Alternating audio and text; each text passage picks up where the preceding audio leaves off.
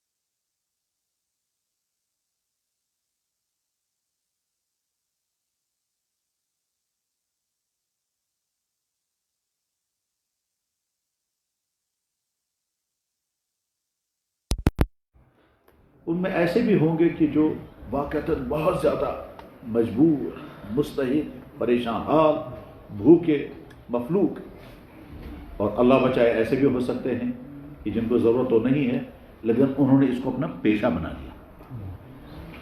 چوراہوں پر لوگ کھڑے ہوتے ہیں تو وہاں دیکھیں گے کہ مقامی بھی اور غیر مقامی بھی، مرد بھی، عورتیں بھی، پھر عورتیں اپنی گودوں میں بچے لے کر کے ہاتھ پھیلا کر کھڑے ہوتے ہیں. آپ انہیں دیں یا نہ دیں، امن دیون جائشہ ناجائز، کچھ الگ مسئلہ. آپ دیں یا نہ دیں وہ الگ مسئلہ ہے، لیکن اس سے ہمیں ایک نصیحت حاصل ہے، اور اس نصیحت ہی کو میں تھوڑا پھیلا کر کے پھر عرض کرتا ہوں. کیا کہ حضرات، انسان اپنی زندگی میں 100-200 مرتبہ نہیں، 1000-2000 نہیں، بے شمار مرتبہ غمناک واقعات سنتا ہے، افسوسناک واقعات خود دیکھتا ہے، پریشان حال لوگوں کو کبھی خود دیکھتا ہے اور کبھی ان کے حالات سنتا ہے. فلانے کو یہ ہو گیا، فلانے کو یہ ہو گیا. یہ بیماریاں بھی ہو سکتی ہیں، یہ معاشی مشکلات بھی ہو سکتی ہیں، یہ گھروں کا ٹکراؤ بھی ہو سکتا ہے، یہ رشتہ داروں کے ساتھ بھی ٹکراؤ ہو سکتا ہے، یا میاں بیوی کا ٹکراؤ بھی ہو سکتا ہے، بھائیوں کے ساتھ لڑائیاں ہوتی ہیں، پراپرٹیوں کے جھگڑے ہوتے ہیں، تھانوں میں لوگ پہنچ جاتے ہیں، کورٹوں میں مقدمے بازیاں ہوتی ہیں. غرض یہ کہ طرح طرح کے واقعات انسان سنتا ہے، دیکھتا ہے، اور کبھی کبھی یہ روز ہوتا ہے. تو ایسے وقت میں انسان کو کیا کرنا چاہیے؟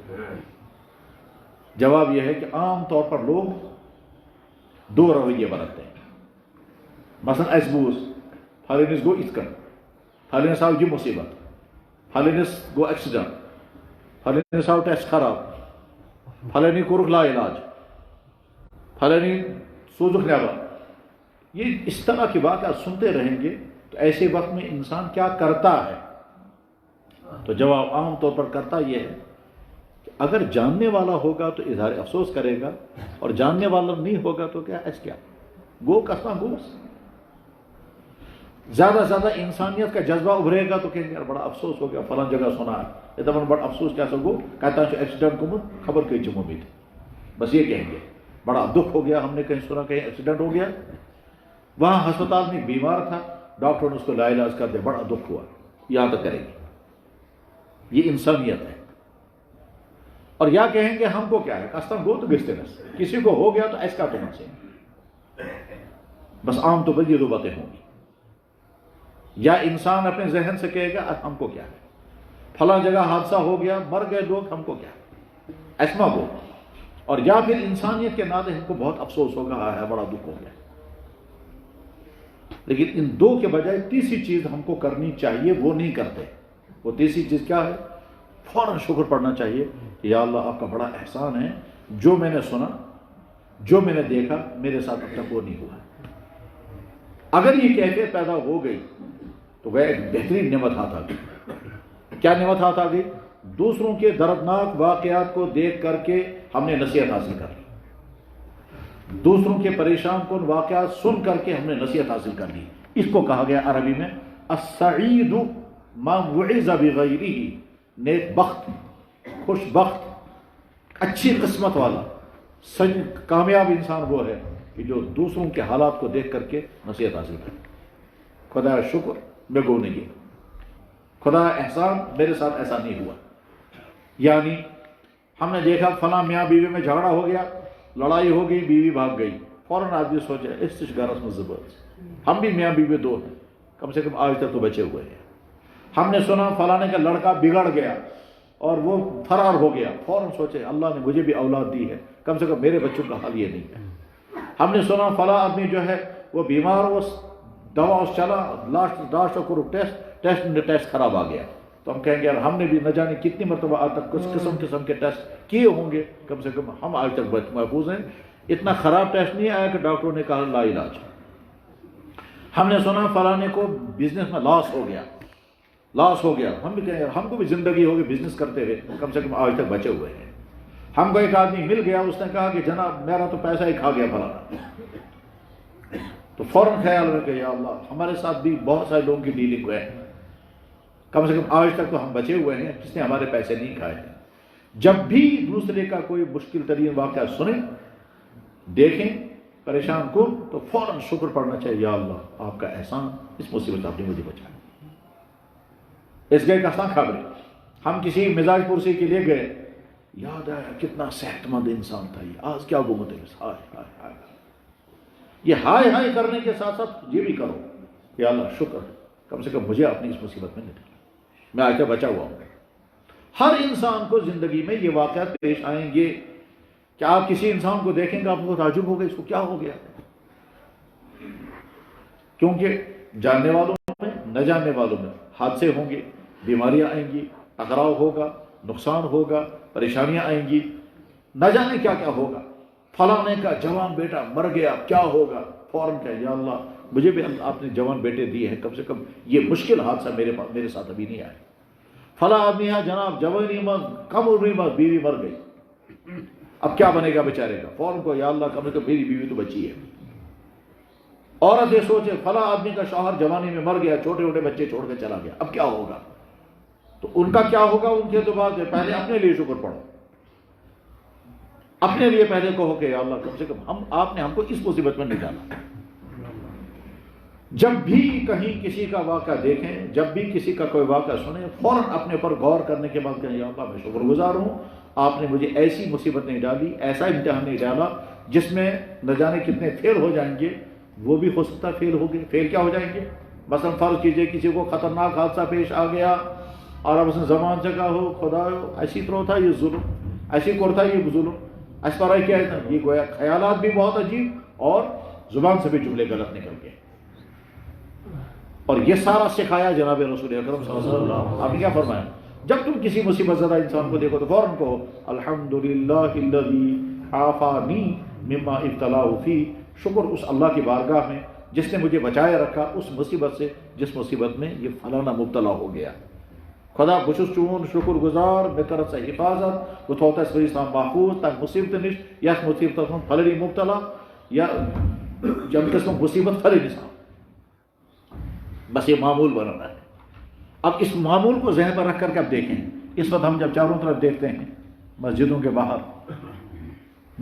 باہر، سڑکوں پر، چوراہوں میں، گھروں کے دروازوں پر لوگ ہاتھ پھیلا کر کے آئیں گے، اس میں خواتین بھی ہوتی ہیں، وہ پردوں والی بھی ہوتی ہیں، بعضی جوان بھی ہوتی ہیں، بعضی بچے لے کر کے آتی ہیں، ٹھیک ہے، ہم ایس کیا کہیں، ایک شکل تو یہ ہے، دوسری شکل یہ ہے کہ ذہن میں نفرت آئی ہے بچتی من، تو تنفر کے ساتھ اس کو دیکھیں گے کہ مچھر کیوں بھی دیکھیں کہ پھیران چھاسا یہ دوسرا یا تو یہ آئے گا، ہم دونوں کو چھوڑ دیں، ہم تیسری بات سوچیں، وہ کہیں یا اللہ ہمارے گھروں میں بھی ہے، یا اگر بوڑھا ہے تو میرا باپ بھی بوڑھا ہے، یا اگر خاتون ہے میرے گھر میں بھی خواتین ہیں، یا اگر جوان بچی ہے میرے گھر میں بھی جوان بچیاں ہیں، یہ اگر جوان ہے تو میری بہن بھی جوان ہے،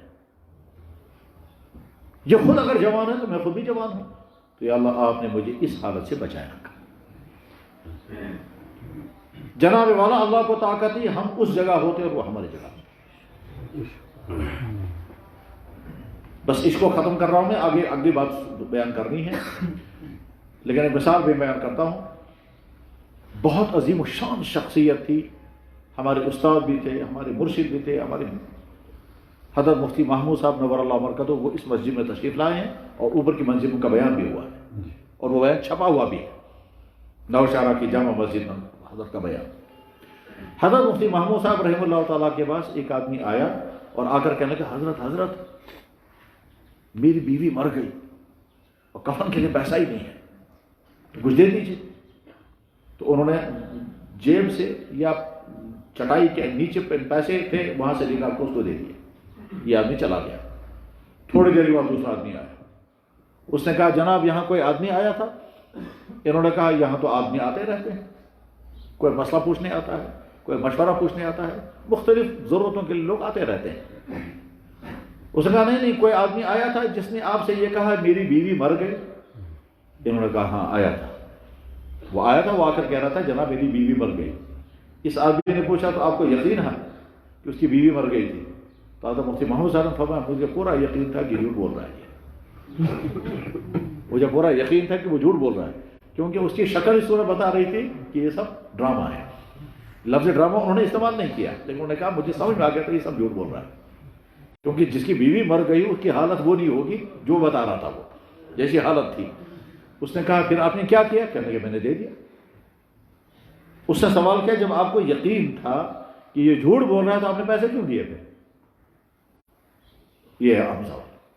جب آپ کو یقین تھا کہ وہ جھوٹ بول رہا ہے اور میں یہی بتانے کے لیے آیا تھا کہ اس نے فراڈ یہ پیشہ بنا رکھا ہے، وہ ہر ایک کو جا کر کہتا ہے میری بیوی مر گئی مجھے کفن کے لیے پیسہ دے دو، بس ہر ایک سے یہی کہتا ہے، تو میں یہی بتانے کے لیے آپ کے پاس آیا تھا کہ وہ آدمی اس کا پیشہ یہی ہے اور یہی کام کرتا ہے۔ ایسا بھی ہوتا ہے کبھی۔ مجھے یاد ہے بانڈی پور مسجد میں تھے ہم، بانڈی پور مسجد میں جامع مسجد کے امام صاحب تھے۔ جامع مسجد کے امام صاحب نے اعلان کیا بھائی صاحب یہاں ایک آدمی آیا ہے، وہ کہتا ہے میں اجمیر کا رہنے والا ہوں، میرے پاس کرایہ نہیں ہے، بھائیو دے دو اس کے لیے کرایہ جمع کر کے۔ ٹھیک، کرایہ جمع کر کے دے دو۔ اب لوگ جب جمع کرنے لگے تو اس آدمی کے پاس ایک آدمی اٹھ کر امام صاحب کے پاس آیا، وہ جو آدمی تھا وہ فرار ہو گیا۔ یہ آدمی جو امام صاحب کے پاس آیا کہنے لگے یہ جو آدمی ہے پچھلے جمعے کو میں سوپور کی جامع مسجد میں تھا، وہاں بھی یہی اعلان کرا تھا اس نے، اور وہ سمجھ گیا کہ میری شکایت کرنے کے لیے جب وہ فرار ہو گیا۔ تو امام صاحب کے پاس جو پیسے جمع ہو گیا مجھ سے مسئلہ پوچھ رہے ہیں ایون پوزن کیا کرو۔ تو غرض یہ کہ لوگ فراڈ کرتے ہیں۔ حضرت مفتی محمود صاحب رحمہ اللہ تعالیٰ سے جب اس آدمی نے پوچھا جب آپ کو یقین تھا کہ یہ جھوٹ بول رہا ہے تو آپ نے اس کا پیسہ کیوں دیا، تو بس وہ جواب سمجھنا ہے۔ حضرت مفتی محمود صاحب نے فرمایا میں نے صدقے کینے سے نہیں دیا، کیونکہ ایسے انسان کو صدقے کینے سے دینا منع ہے جس کے بارے میں آپ کو یقین ہے کہ اس نے پیشہ بنا رکھا ہے، جس کے بارے میں یقین ہے کہ یہ جو ہے اس نے یہ خواہ پیسے جمع کرنے کے لیے اس نے کیا، اس آدمی کو پیسہ دینا منع ہے، فتویٰ یہی ہے۔ لیکن میں نے پھر اس کو دے دیا، میں نے صدقہ نہیں دیا، میں نے کہا یا اللہ میں آپ کا شکر ادا کرنے کے لیے اس کو پیسہ دے رہا ہوں، یہ بھی بوڑھا میں بھی بوڑھا، ٹھیک، میں اگر اس کی جگہ ہوتا وہ میری جگہ پر ہوتا تو میرا کیا بنتا۔ آپ نے مجھے ایسی حالت میں مبتلا ہونے سے بچایا کہ میں لوگوں کے دروازوں پر جا کر جھوٹا کہوں کہ میری بیوی مر گئی کفن کے لیے پیسہ دے دو، اس حالت سے آپ نے مجھے بچایا، اس بچانے پر میں شکر ادا کرتا ہوں، اس شکرانے میں نے اس کو پیسہ دیا۔ اب بتائیے تھے، اور واقعہ ایسا ہوتا ہے کہ جب آپ شکرانے کے طور پر کبھی کبھی ایسا ہوگا کہ آپ وہی عمل کریں گے شکرانے کے طور پر تو مسئلہ بدل جائے گا، اور آپ وہی کریں گے نذرانے کے طور پر تو مسئلہ بدل جائے گا۔ مثلا فرض کیجیے آپ نے خدا اگر یہ بیمار ٹھیک گو دل کرو اس کاٹ، اب آپ پوچھتے کیا کرنا ہے، جواب ہے آپ کے ذمہ لازم نہیں، بیمار ٹھیک ہو گیا یہ کو آپریشن تب میں ہو جناب اس کا آپریشن ہو رہا ہے، آپریشن میں نکل جانا چاہیے، اگر یہ آپریشن سے نکل گیا تو میں اتنا کروں گا، اور وہ آپریشن سے نکل گیا، یعنی آپریشن ہو گیا، آپریشن کامیاب ہو گیا اور حادثہ نہیں ہوا، بچ گیا وہ، اب آپ کے ذمہ یہ کاٹ لازم ہے، اور خود بھی نہیں کھا سکتے، مالدار کو بھی نہیں کھلا سکتے۔ یہ چپت ہوش کو سنا تقسیم کرے اور ساڑھ کے پیٹرن تاچو تم نہ تھپ تھپ، یعنی یہ تھپ تھپ کریں تو نیند چھین لیتے، ہرگز نہیں. اچھی طرح سے سمجھ لینا چاہیے کہ اس طرح کے نظر کو نہ خود کھا سکتے ہیں نہ مالداروں کو کھلا سکتے ہیں، چن چن کر غریبوں کو کھلانا ہوگا. یہ صدقہ ایک واجبہ ہے. لیکن اس کے مقابلے آپ نے کیا کیا؟ خدا بیمار کو ٹھیک گسو اس کرو گا نتی صدقہ. تو یہ جو پہلے صدقہ کریں گے ابھی ہر ایک کو کھلا سکتے ہیں، اس میں سے خود بھی کھا سکتے ہیں. دیکھیے مسئلہ بدل گیا. مسئلہ کیا بدل گیا؟ اگر کوئی یا اللہ بچہ امتحان دے رہا ہے، امتحان کامیاب گسن اس کرو گۄڈنیتھٕے صدقہ، اس کرو گۄڈنیتھٕے صدقہ. یہ صدقہ آپ مالدار کو بھی دے سکتے ہیں، غریب کو بھی دے سکتے ہیں. مالدار کو دیں گے تب جب اس کو ضرورت ہوگی، لیکن دے سکتے ہیں. خدایا بچہ سے امتحان دن یہ کامیاب گسن اس کرو گۄڈنیتھٕے. تو آپ نے جانور ذبح کیا، اس جانور کے ذبح کرنے میں خود بھی کھا سکتے ہیں، دوسروں کو بھی کھلا سکتے ہیں. اس چائے مکان سمجھ ہم نئے مکان میں آ گئے. آپ نے کہا ہم خوش شکرانے میں بھیڑ ذبح کریں گے. یہ جو شکرانے میں آپ نے بھیڑ ذبح کیا خود بھی کھا سکتے ہیں، گھر والوں کو، رشتہ داروں کو، سب کو کھلا سکتے ہیں. لیکن اگر آپ نے نظر کی، نظر کا مطلب ہوتا ہے خدا اگر یہ کام ہوگا تل کرو گے، اگر یہ کام ہوگا پھر ہم یہ کریں گے. وہ ڈیپینڈ کر دیا للہ علی ان اضحی، اللہ کی طرف سے مجھ پر لازم میں قربانی کروں گا اگر یہ کام ہو گیا، اگر فلاں مسئلہ حل ہو گیا. جیسے حضرت عمر فاروق رضی اللہ عنہ کا یا رسول اللہ میں نے زمانہ جاہلیت میں نیت کی تھی میں خانہ کعبہ کا اعتکاف کروں گا، تو آج کروں یا نہیں کروں گا. تو جب ہم ڈیپینڈ کریں گے تو اس کے بعد پھر اس میں سے خود نہیں کھا سکتے جب وہ مقصد پورا ہو جائے گا. ابھی کچھ دنوں پہلے ایک عورت نے مجھے فون کیا یہی شہر سے. میں نے کہا حکم فرمائیے. کہنے لگا جی میرا بچہ گیا تھا سکول، وہ گاڑی سے نیچے گر گیا. میں نے اسی وقت نیت کی میں یوں زیور نصب کر دوں مگر بچ کو سماسوں ٹھیک. اب جو وہاں گئی ہے وہ تو اتفاق کی بات یہ ہے کہ وہ بچہ اس کا نہیں تھا، وہ کوئی دوسرا بچہ گر گیا تھا. تو بچ کو سماسوں ٹھیک، یا اسی کا بچہ تھا مگر اس کو کوئی چوٹ نہیں لگی تھی، یہ مجھے یاد نہیں رہا. میں نے کہا اب کیا پوچھنا ہے؟ چل کہ بچ میں ٹھیک تو میں کیا کر دوں.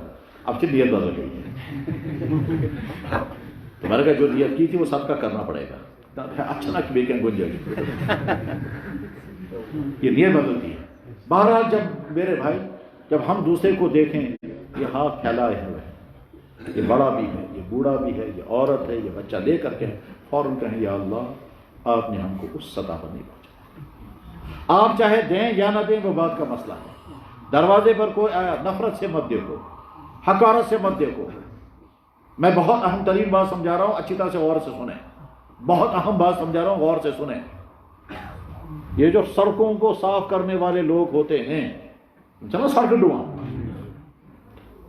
تقریباً ہم میں سے 99% لوگ ان کو نفرت کے دیتے ہیں. اس سے ہرگز نہیں. ساری قوم کو چاہیے کہ ان کو اپنے محسن مان لیں. کیوں؟ اگر وہ یہ کام چھوڑ دیں گے تو انجام کیا نکلے گا؟ اگر صفائی کرنے والے ختم کر دیں ہم یہ کام نہیں کریں گے پھر کیا ہوگا؟ پھر دیکھ لیجیے منظر کیا بنے گا. ٹھیک میونسپلٹی والوں کے سامنے شور مچائیں گے، وہ کہیں گے مزدوری چل کوئی تم سے کام کرنے کا تو ہے. اس وقت لوگ کہیں گے منتیں کر کے مہربانی کرو. کبھی بھی ان کو نفرت کے ساتھ نہیں دیکھنا چاہیے، حقارت کے ساتھ نہیں دیکھنا چاہیے. یہ سمجھنا چاہیے یار ان کا بہت بڑا احسان ہے. یہ کام تو سوسائٹی کے 99% لوگ کرنے کو تیار ہی نہیں ہوں گے، اور یہ وہ کام کر رہے ہیں جس کی وجہ سے گندگیوں میں رہتے ہیں، صفائیاں کرتے ہیں اور کیا کیا کرتے ہیں. تو یوں کا سمجھیے. ہاں یہ بہت اہم مسئلہ ہے، لیکن لوگ سمجھتے ہیں شکشے ہے. حقارت کے ساتھ ان کو دیکھیں، حقارت کے ساتھ دیکھیں گے تب سے جملے تک نقل کریں گے. بلکہ کبھی گاڑی لے کر آئیں گے وہ سامنے دو رہا ہوگا تو حقار کے ہے واترا سچنا سنا دیو. تو یہ جو حقارت کے ساتھ اس کو ڈانٹ کر کے کہتے ہیں کہ ہم بہت کچھ ہیں یہ کچھ نہیں، میرے بھائی اس کا احسان ماننا چاہیے ساری قوم کو. یہ جو سڑکوں کو صاف کرنے والے لوگ ہیں، نالیوں کو صاف کرنے والے لوگ ہیں، اگر یہ کام کرنا چھوڑ دیں اور وہ اپنا کوئی دوسرا روزگار ڈھونڈنے لگیں، ٹھیک ہے نا، نتیجہ کیا نکلے گا؟ پھر دیکھ لیجیے گا یہاں پر آ کر کے سمجھ میں آ جائے گا کہ مکھیوں کا بہت بڑا احسان ہے. مگر اس کا موضوع وہ کیا احسان ہے، اس کو آپ کو پھر بیکٹیریا کی تھیوریاں سمجھنی پڑیں گی کہ جناب والا بے شمار بیماریاں ختم ہوتی ہیں کیونکہ مکھیاں ہیں. اگر مکھیاں نہیں ہوں گی تو بیکٹیریا پھیلے گا اور اس دنیا میں رہ نہیں سکیں گے. پھر وہ جو بیکٹیریا وہ مکھی کی شکل اختیار کر لیتا ہے، پھر وہ مکھیاں جو ہے وہ بیکٹیریاؤں کو ختم کرتے ہیں. بیکٹیریا اور اینٹی بیکٹیریا اتنی بڑی دنیا ہے بیکٹیریاؤں کی. اتنی بڑی، بلکہ یوں کہیے کبھی کبھی ایک سائنٹسٹ صرف ایک بیکٹیریا پر ساری زندگی خرچ کرتا ہے، آخر میں کہتا ہے میں اس کے ساری حالات کو سمجھ نہیں سکا۔ ایک، یہ میں سب یہ تو یونیورسٹیوں کس لیول کی بات ہے، وہاں سمجھانے کی بات ہوگی۔ صرف ایک بیکٹیریا پر ایک سائنٹسٹ ساری زندگی خرچ کرتا ہے اور اس کے بعد آخر میں کہتا ہے کہ میں اس کی ساری چیزیں نہیں سمجھ سکا۔ یہ میں سنی نہیں، میں بہت تحقیق کی بات بتا رہا ہوں، بلکہ میں نے بہت دفعہ اس طرح کے ماہرین سے گفتگو کی۔ ابھی کل بھی مجھے ایک صاحب ملے تھے، وہی کشمیر کے ہیں، وہ بہت بڑے اسکالر ہیں، کہنے لگا جناب خدا کی قدرتوں کی کوئی انتہا نہیں ہے۔ خیر چھوڑیے آپ۔ تو بہرحال ہم ان کو اپنا محسن سمجھے۔ اسی طرح سے یہ جو سڑکوں پر مانگنے والے ہیں، ان کو دیکھ کر کے فوراً کہے یا اللہ میں خوشحال ہوں یا تنگدست ہوں، کم سے کم بھکاری تو نہیں بنایا میں نے، کم سے کم میں تو اس سطح پر نہیں آیا کہ میں لوگوں کے گھروں پر جاؤں گا، کم سے کم میرے گھر کی خواتین تو ایسی نہیں ہے جو اس طرح سے سڑکوں پر بیٹھے اور بچہ لے کر کے بیٹھے۔ یا اللہ میں شکر ادا کرتا ہوں، بس یہ شکر ذہن میں رکھ کر کے اب آگے سنیں۔ اس برائے خدایا دینے والے نہ کہ مانگنے والے۔ ہم کو اللہ نے دینے والوں میں بنایا، مانگنے والوں نہیں بنایا۔ جناب ات برونٹ کن کرو اچھے زٕ قسم، یا گو اتکن یا گو اتکن۔ ہاتھ آپ آگے پھیلاؤ گے یا ایسے کرو یا ایسے کرو۔ اللہ کے نبی نے فرمایا الید العلیٰ خیر من ید السفلی، اوپر والا ہاتھ نیچے والے ہاتھ سے بہتر ہے۔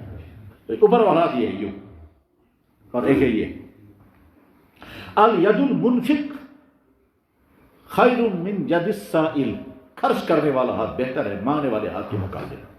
او الید المعطی خیر من ید الاخذ، عطا کرنے والا ہاتھ زیادہ بہتر ہے لینے والے ہاتھ کے مقابلے میں۔ جناب والا اچھو گون کروں، چاہے اتکن کر چاہے اتکن کر، ایسے کرو گے تو دینے والے اور ایسے کرو گے تو مانگنے والے۔ اگر اللہ نے ہم کو ایسا بنایا تو اس کو شکر پڑھنا ہے، ورنہ اللہ کو طاقت ہے ہم کو ایسا بنانا۔ مجھے یاد ہے ہم اس وقت نوشہرہ میں ہیں، یہاں آگے مشہور علاقہ ہے سورا، سورا ایک گھر میں تھے ہم، ایک صاحب وہاں آئے، تقریباً 2 گھنٹے وہ مجھ سے بحث کرتے رہے ایسے کیسے زکات دی۔ کاروبار کروڑوں میں کاروبار ہے، وہ ٹرن اوور ہو رہا ہے، ٹھیک، کہتا ہے یوں چوہد۔ میں کہتا رہا دیکھو آپ کے پاس اتنا مال ہے، اس مال میں ایسے زکات ہوگی آپ کے پاس، وہ نہیں 2 گھنٹے تک وہ کہاں بات گسس نہیں آ رہی، لیکن بہرحال اس نے نہیں مانا، ہضم نہیں ہوا اسے کہ زکات ہمیں دینی چاہیے، اور ہے 2 میاں بیوی، اولاد بھی کوئی نہیں، کروڑوں کا کاروبار یہاں سورا علاقے میں۔ وہ گھر میں جانتا ہوں، اس گھر میں بیٹھ کر کے وہ گھر والے بھی تعجب کرتے رہے اس کیا کریں گے، گھنٹ گئے مجھے مان نہیں، اور بحث کر رہا تھا وہ جناب ہمارا کچھ مال چائنا میں ہے، کچھ مال جو ہے وہاں ہے، را مٹیریل اتنا ہے کہ میرے ہاتھ میں پیسہ کچھ نہیں ہے، تو مجھے زکات کیوں دینی ہے؟ اچھا ہاتھ میں پیسہ کچھ نہیں، زکات کیوں دینی ہے؟ لیکن مال جب دیکھتے ہیں تو وہ کروڑوں کا ہے، کچھ تیار مال، کچھ را مٹیریل، کچھ وہاں ہے کچھ وہاں ہے۔ غرض یہ کہ سارے کے حساب کرنے کے بعد وہ کروڑوں کا لیکن دینے کو تیار۔ اللہ نہیں مانا، اس نے نہیں مانا۔ لیکن مجھے یاد ہے کہ جب یہاں سیلاب آیا تھا اور سیلاب آنے کے بعد پھر لوگ ڈوب گئے، تو اس کا وہ جو گودام تھا وہ گودام کہیں اس علاقے میں تھا جہاں سیلاب میں سارا ڈوب گیا۔ اس کے بعد یہ شخص میں نے دیکھا وہاں بائی پاس روڈ پر ٹرک کے پیچھے دوڑتا تھا وہ ریلیف کا چاول لینے، اور دوڑ نہیں پاتا تھا۔ کیوں نہیں دوڑ پاتا تھا؟ وہ ٹرک والے آتے تھے، نوجوان لڑکی جلدی جاتے تھے تو بس آقا پیس نے وہاں سوچتا ایسی بن کے اور ٹیپ لگا کر وہاں تھا۔ تو میں سامنے نہیں آیا، میں نے کہا یہ مجھے پہچان دے گا، تو اس لیے میں نے سوچا کہ شرمندگی ہو کے سامنے نہیں آنا چاہیے۔ بڑا عبرت کی بات ہے کہ ابھی چند دنوں پہلے یہ دینے والا تھا مگر دینے کو تیار نہیں تھا، اب اللہ نے ایک ہی جھٹکے میں وہاں پہنچا دیا۔ اسی مسجد میں اوپر اعتکاف میں تھا، ایک شخص میرے پاس آیا، کہنے لگا جی میں وہ شخص ہوں کہ میں 2 لاکھ روپے زکات تقسیم کرتا تھا۔ میں نے کہا پھر؟ کہنے لگا اس وقت ہماری حالت یہ ہے کہ ہم زکات لینے کے اوپر مجبور ہیں۔ میں تو بس کیا حکم، میں کیا کروں؟ تو میرا بھائی مجھے زکات دینا چاہتا ہے، میرا بھائی مجھے زکات دینا چاہتا ہے، مگر اس نے مجھ سے کہا کہ بھائی میری زکات تم کو لگے گی یا نہیں، یہ پرس کیسے؟ اگر کہاں دی اجازت تیل میں بھی زکات، تو بس آپ سے پرسن کر دو میون بوئے اگر میں زکات دی تب اس کی زکات ادا ہو جائے گی یا نہیں ادا ہو جائے گی؟ تو میں نے کہا یار تمہارے بھائی کو پوچھنا چاہیے یہ کیا لگا تب اس غرض ہے تمون میت سی وال سے پرسد مین زکات لگی سے تیل میں بھی زکات ہے مطلب میں وہ شخص ہوں کہ جو 2 لاکھ روپے زکوٰۃ تقسیم کرتا تھا، ایک رمضان میں 2,000 روپے خرچ کرتا تھا. آج ہماری حالت یہ ہے. دیوبند میں مجھے یاد ہے ایک مولانا صاحب تھے، انہوں نے خود مجھے بتایا کہ میں وہ شخص ہوں کہ میں 50,000 زکوٰۃ تقسیم کرتا تھا. 50,000 کونا دکھائے مسجد میں، کہتے اس مسجد کے کونے میں بیٹھ کر اس مسجد میں نے امامت کی ہے. دیوبند کی اس مسجد میں نے امامت کی ہے. اس مسجد میں ہی کہا اس کونے میں اعتکاف میں ہوتا تھا اور 50,000 روپے میں زکوٰۃ تقسیم کرتا تھا. کب؟ 1970 1980 میں. اب 50,000 میں کیا لگا. اس کے بعد پھر مجھ پر وہ حال آتا ہے کہ ہم گھر میں آلو ابال کر کے کھاتے تھے. پتہ ہے گھر پر نون سانٹ تو کوئی نہیں، نمک بن ڈوڈو آلو میں نمک لگا کر پھر کھائیں گے. کہتے میں نے وہ دور میں دیکھا ہے. اب جو تیسرا دور ان کا تھا وہ بہت اچھا. یہ عالم بھی تھے، لیڈر بھی تھے اور انڈسٹری بھی چلاتے تھے. دیوبند میں ان کا بہت زبردست پریس تھا، یہ جو ہے یہ پرنٹنگ پریس، وہ بعد میں ختم بھی ہو گیا تھا سارا. تو کبھی اللہ تعالیٰ وہاں آسمانوں پہ پہنچاتے، کبھی نیچے. تو اس لیے جب اللہ نے دینے والا بنایا ہو تو اس کا شکر پڑھنا چاہیے. اور جب دینے لگتا ہے آدمی تو یاد رکھیں دنیا میں کوئی شخص ایسا نہیں ہے جس نے انسانوں کو دیا ہو اور پھر غربت آ جائے. نہیں، ایسا کبھی نہیں ہوگا. یہ اللہ کا وعدہ، اللہ کے نبی کا وعدہ. تم جب میری مخلوق کو کھلاؤ گے تو میں تم کو کبھی بھوکا نہیں رہنے دوں گا. قرآن کریم میں بھی اللہ تعالیٰ شان فرماتے ہیں وَمَا أَنفَقْتُم مِّن شَيْءٍ فَهُوَ يُخْلِفُهُ. جو تم میرے راستے پہ خرچ کرو گے میری مخلوق پر، کسی کو بھی مخلوق کو کھلاؤ. مخلوق کے ساتھ حسن سلوک، چاہے وہ انسان، چاہے جانور، چاہے کسی بھی مخلوق کے ساتھ اللہ بہت خوشی ہوتی ہے. اس کو میری مخلوق کا غم ہے، میری مخلوق بہت خوشی ہوتی ہے اللہ کو میری مخلوق کو کھلا رہے، چاہے کافروں کو ہی. وہاں اللہ تعالیٰ بطور مخلوق کے دیکھتے ہیں. دینے والا آدمی اللہ کو بہت پسند ہے، کھلانے والا اللہ کو بہت پسند ہے. اس لیے معمول بننا چاہیے یار ہمارے گھر سے کوئی آدمی خالی نہ جائے، ہمارے گھر سے کوئی آدمی بھوکا نہ جائے. اگر ہم کچھ نہ دیں لیکن کم سے کم بات اچھی طرح سے کریں. قول معروف و مغفرۃ خیر من صدقۃ یتبعها اذى. ہاں کوئی آدمی آیا ہٹا کٹا، اس نے ہم نے کہا ہے رٹ شرم چھے نہیں من مزدور کیسے کو نہیں رٹ. قرآن کہتا ہے اس دینے سے زیادہ بہتر تھا تم نہ دیتے، اس دینے سے زیادہ بہتر تھا تم نہ دیتے. اور دے کر کیا کہتے ہیں بھائی اللہ نے تم کو صحت عطا کی ہے، تو اللہ نے تم کو صحت عطا کی ہے، اس صحت کا فائدہ اٹھاؤ اور کوشش کرو کہیں کام مل جائے. میں بھی کوشش کروں گا. یہ ہمدردی کے بعد جب یہ زیادہ بہتر ہے وہ مقابلے کے کہ آپ نے دیا اور دینے کے بعد پھر کیا کہا ہے راٹ شرم چلیے بات. دو اور توہین کرو، دو اور تنقیص اور عیب لگاؤ، اس سے زیادہ بہتر ہے نرم بات ہمدردی کی بات کہو. قول معروف اور مغفرۃ، اللہ تعالیٰ کا رحم، خیر بہتر ہے من صدقۃ، ایسا صدقہ دینے سے یتبعها اذى جس کے بعد تو نے تکلیف دہ بات کہی، گون جت بعد میں تکلیف دینے والی بات کہی. شرم چاہیے نا یہ بات نہیں رٹ ہٹائیے. کیا کیا جملے بولتے ہیں، ہر زمانے کے لوگ بولتے ہیں بس. اب جب اللہ نے دینے والا بنایا ہے تو کیا کرنا ہے، اچھی طرح سے سمجھنا ہے کہ ہماری مالی پوشن کیا ہے.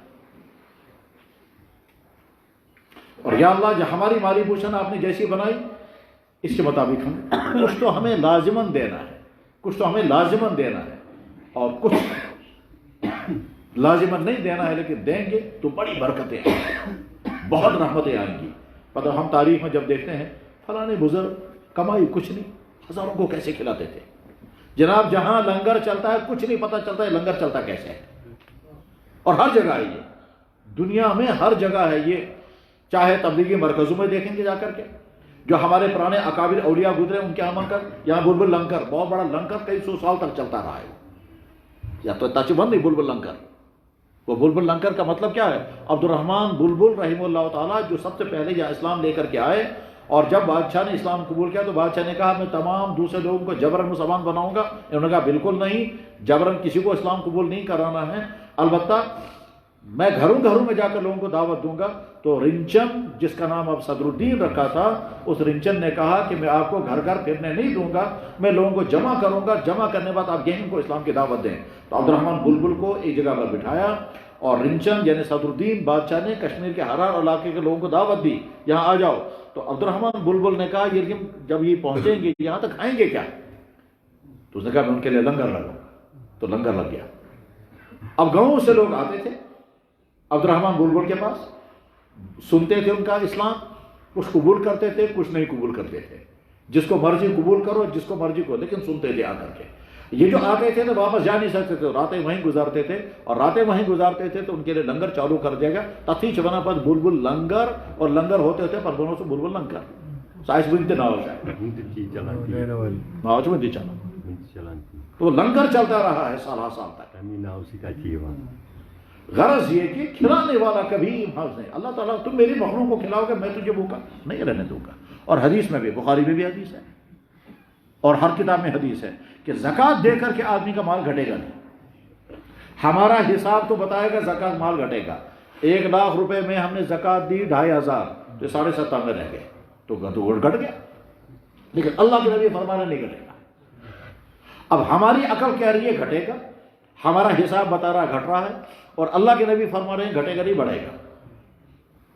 اب ایسا کیسے ہوگا؟ ہم نے حساب کیا، آپ کے پاس 2 لاکھ روپے تھے، 2 لاکھ روپے آپ نے زکوٰۃ نکالی، 5,000 نکل گئے. اب آپ کے پاس 1,95,000 رہ گیا تو یہ سب تو پیسہ تو گھٹ گیا. لیکن اللہ کے نبی فرما رہے گھٹے گا نہیں. ہم کہیں گے حضرت گھٹ گیا، ہم حساب کر کے دیکھ رہے ہیں گھٹ گیا، تو جواب آئے گا انتظار کرو، اگلے سال مجھے حساب بتانا، اگلے سال مجھے حساب بتانا. اگلا سال جب آئے گا تو آپ کا لازماً 2 لاکھ سے اوپر ہو جا چکا ہوگا، لازماً. اس وقت آپ کہیں گے سمجھے آپ نہیں کتنے کوئی. اس کی میں دوسری مثال بتاتا ہوں کہ حج کے لیے جب آدمی نکلتا ہے اور پیسہ خرچ کیا، ٹھیک ہے نا، اگلے سال حج کے ٹائم پر جتنا پیسہ خرچ کیا ہوگا اس سے زیادہ پیسہ آ چکا ہوگا. اللہ کے نبی محتکر الحاج، روزہ رکھ کر آدمی بیمار ہو جائے ایسا کبھی نہیں ہوگا، روزے کی وجہ سے بیمار ہو جائے ایسا کبھی نہیں ہوگا، زکوٰۃ دے کر آدمی پر غربت آئے ایسا کبھی نہیں ہوگا. یہ تو ہو سکتا ہے شادی کی، بیماری آئی، نقصان ہو گیا، مکان بنایا، مالی مشکلات آئے، یہ ہو سکتا ہے. لیکن زکوٰۃ دی اور مالی مشکلات ایسا کبھی نہیں ہوگا. یہ تو ہو سکتا ہے بیمار تھے روزہ نہیں رکھ سکے، لیکن ایسا کبھی نہیں ہو سکتا کہ روزہ رکھنے کی وجہ سے بیماری آ گئی. بہت ٹھیک، وہ روزہ لہٰذا وہ بیمار، ایسا کبھی نہیں ہوگا. یہ تو ممکن ہی نہیں ہے کہ اللہ تعالیٰ شانوں کو ایسا حکم دیں جس حکم کے نتیجے میں مشکلات آ جائیں. تو زکوٰۃ دینے پر آدمی کو غربت کبھی نہیں آ سکتی، حج کرنے پر آدمی کو غربت بالکل نہیں آ سکتی. اللہ کے نبی نے فرمایا محتکر الحاج، یس انسان حج خاطر دراب تمس پونسہ خرچ کور حجس مز خرچ تس بنیادس پر یمس غربت، ایسا نہیں ہوگا. تو بس اب اس کے بعد ارادہ کر، ہاں، اور جو آدمی زکوٰۃ نہیں دیتا وہ اس قدر سخت سزا ہوگی، اس قدر سخت. اتنی سخت حدیث ہے. قرآن کریم میں اللہ تعالیٰ فرماتے ہیں یوم یحمى علیہ فی نار جہنم فتقوی بہا جباہ وجنوب وظہور. تو تمہارا یہ پیسہ، یہ گولڈ، شسترکوس، یہ پونڈ، ان پونڈوں کو گرم کیا جائے گا اور وہ گرم کر کے تمہارے یہاں سے لگایا جائے گا، یہاں سے لگایا جائے گا، جہاں لگایا جائے گا. یہ ہے وہ تیرا پیسہ جس کی تو نے زکوٰۃ ادا نہیں کی. یوم یحمى علیہ فی نار جہنم فتقوی بہا جباہہم وجنوبہم وظہورہم هذا ما كنتم لانفسكم يوجسوا اسے جمع و مت کریں. عجیب بات ہے. اللہ رحم فرمائے. ابھی کچھ دنوں پہلے مجھے ایک صاحب ملے، کہنے لگے جناب میں ریٹائر ہو گیا، ریٹائر ہونے کے بعد مجھے 20-30 لاکھ روپے ملا، سو میں بیکس مس تاکہ سود ہوا تو تم سے شروع کر چلا. میں نے کہا حلال پیسہ رکھا بینک میں اور وہاں سے جو سود آ رہا اسے گھر چلا رہا. جب مر جائے گا تو حلال پیسہ، اچھا اولاد ہے کیوں صاحب، اگر وہ اصل پونس اگر وہ خرچ کر دے کیا بنے. تو میں نے کہا کم سے کم ایک کام کرو، آپ کم سے کم ایک کام کرو. بینک میں آپ نے پیسہ رکھا ہے، جب اس کو پیسہ نکالو گے تو آپ یہ نیت کرو میں انٹرسٹ کا پیسہ نہیں نکال رہا ہوں، میں اصل پیسہ نکال رہا ہوں. کم سے کم اتنا حلال کھاؤ نا. یا حلال رکھا بینک کے پاس، حرام لے کر کھا رہے ہیں. مسالہ سال سے اسی طرح سے مثال جی کو نام بھی جانتا ہوں، بس نام بھی جانتا ہوں، شکل بھی بھرو، بلکہ گرد سے بولتا. عجیب معاملہ ہے انسانوں کا کہ حلال کو بند کر دیا بینک میں اور وہاں سے جو سود آ رہا اس سے خود کو اور اپنی گڑیا کو کھلا رہا ہے. اور بعد میں جب مر جائیں گے دونوں تو وہ جو پیسہ حلال کا ہوگا وہ وارث لڑیں گے بعد میں. ایشا میون ہاتھ کنہن، اور لڑائی لازمن ہوگی کیونکہ آگے اس وقت بھی لڑائیاں چل رہی ہیں ان کی رشتہ داروں کے ساتھ، تو وہ لڑائی آگے بھی ہونے والی. تو لڑیں گے آپس میں اور لڑ کر کے وہ پیسہ ہوگا. آگے کیا ہوگا؟ آگے وہ پیسہ وہی سیز رہے گا، ٹھیک ہے، اس پہ سٹے لگ جائے گا اور سٹے لگنے کے بعد پھر یہ مقدمہ لڑتے رہیں گے اور بعد میں کچھ پتہ نہیں. یہ ہوتا ہے. تو بہرحال زکوٰۃ ادا کرنے کے لیے انسان کو تیار رہنا چاہیے نہیں زکوٰۃ ادا کرے گا تو سزا یہ ہے۔ اور بخاری میں حدیث ہے، اللہ کے نبی علیہ السلام نے ارشاد فرمایا کہ جس کے پاس مال تھا اور وہ زکوٰۃ اس نے ادا نہیں کی، یہ مال قیامت کے دن موٹا اژدہا بنے گا، اور موٹا اژدہا بن کر یہاں سے پکڑے گا آدمی کو، یہ جہاں سے یوں کہے گا میں ہوں تیرا مال، تو نے میری زکوٰۃ کیوں نہیں دی تھی، میں تیرا مال ہوں، تو نے میری زکوٰۃ کیوں نہیں دی؟ گائیں اگر ہوں گی ان کی زکوٰۃ نہیں دو تو گائیں سنگ اوپر اٹھائیں گے اس کو، اور اگر اونٹ ہوں گے اور اونٹوں کی زکوٰۃ نہیں دیں گے تو اونٹ اس کو رون دیں گے۔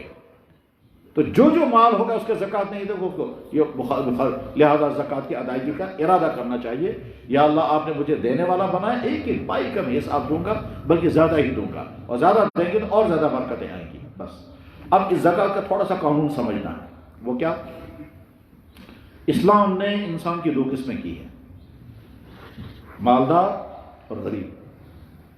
مالدار وہ انسان ہے جو زکوٰۃ دے گا، اور غریب وہ ہے جو زکوٰۃ لے گا۔ سرحد کیا بنائی ہے کہ جس انسان کے پاس 200 درہم چاندی کے برابر مال ہو، اللہ کے نبی نے اپنے زمانے میں جو قانون بنایا وہ یہ، جس انسان کے پاس 200 درہم یا 200 درہم کے برابر پراپرٹی مال ہو، وہ آدمی مالدار ہے۔ لیکن اس سے پہلے ایک مسئلہ اور سمجھ لیں کہ گھر کی بہت ساری چیزیں ان پر کوئی زکوٰۃ نہیں ہے۔ استعمال کی گاڑیاں، سکوٹر، فریج، واشنگ مشین، لیپ ٹاپ، موبائل، قالین، فرنیچر، میز کرسیاں، بیڈ، بسترے اور گھروں کی جتنی چیزیں ہیں کوئی زکوٰۃ نہیں۔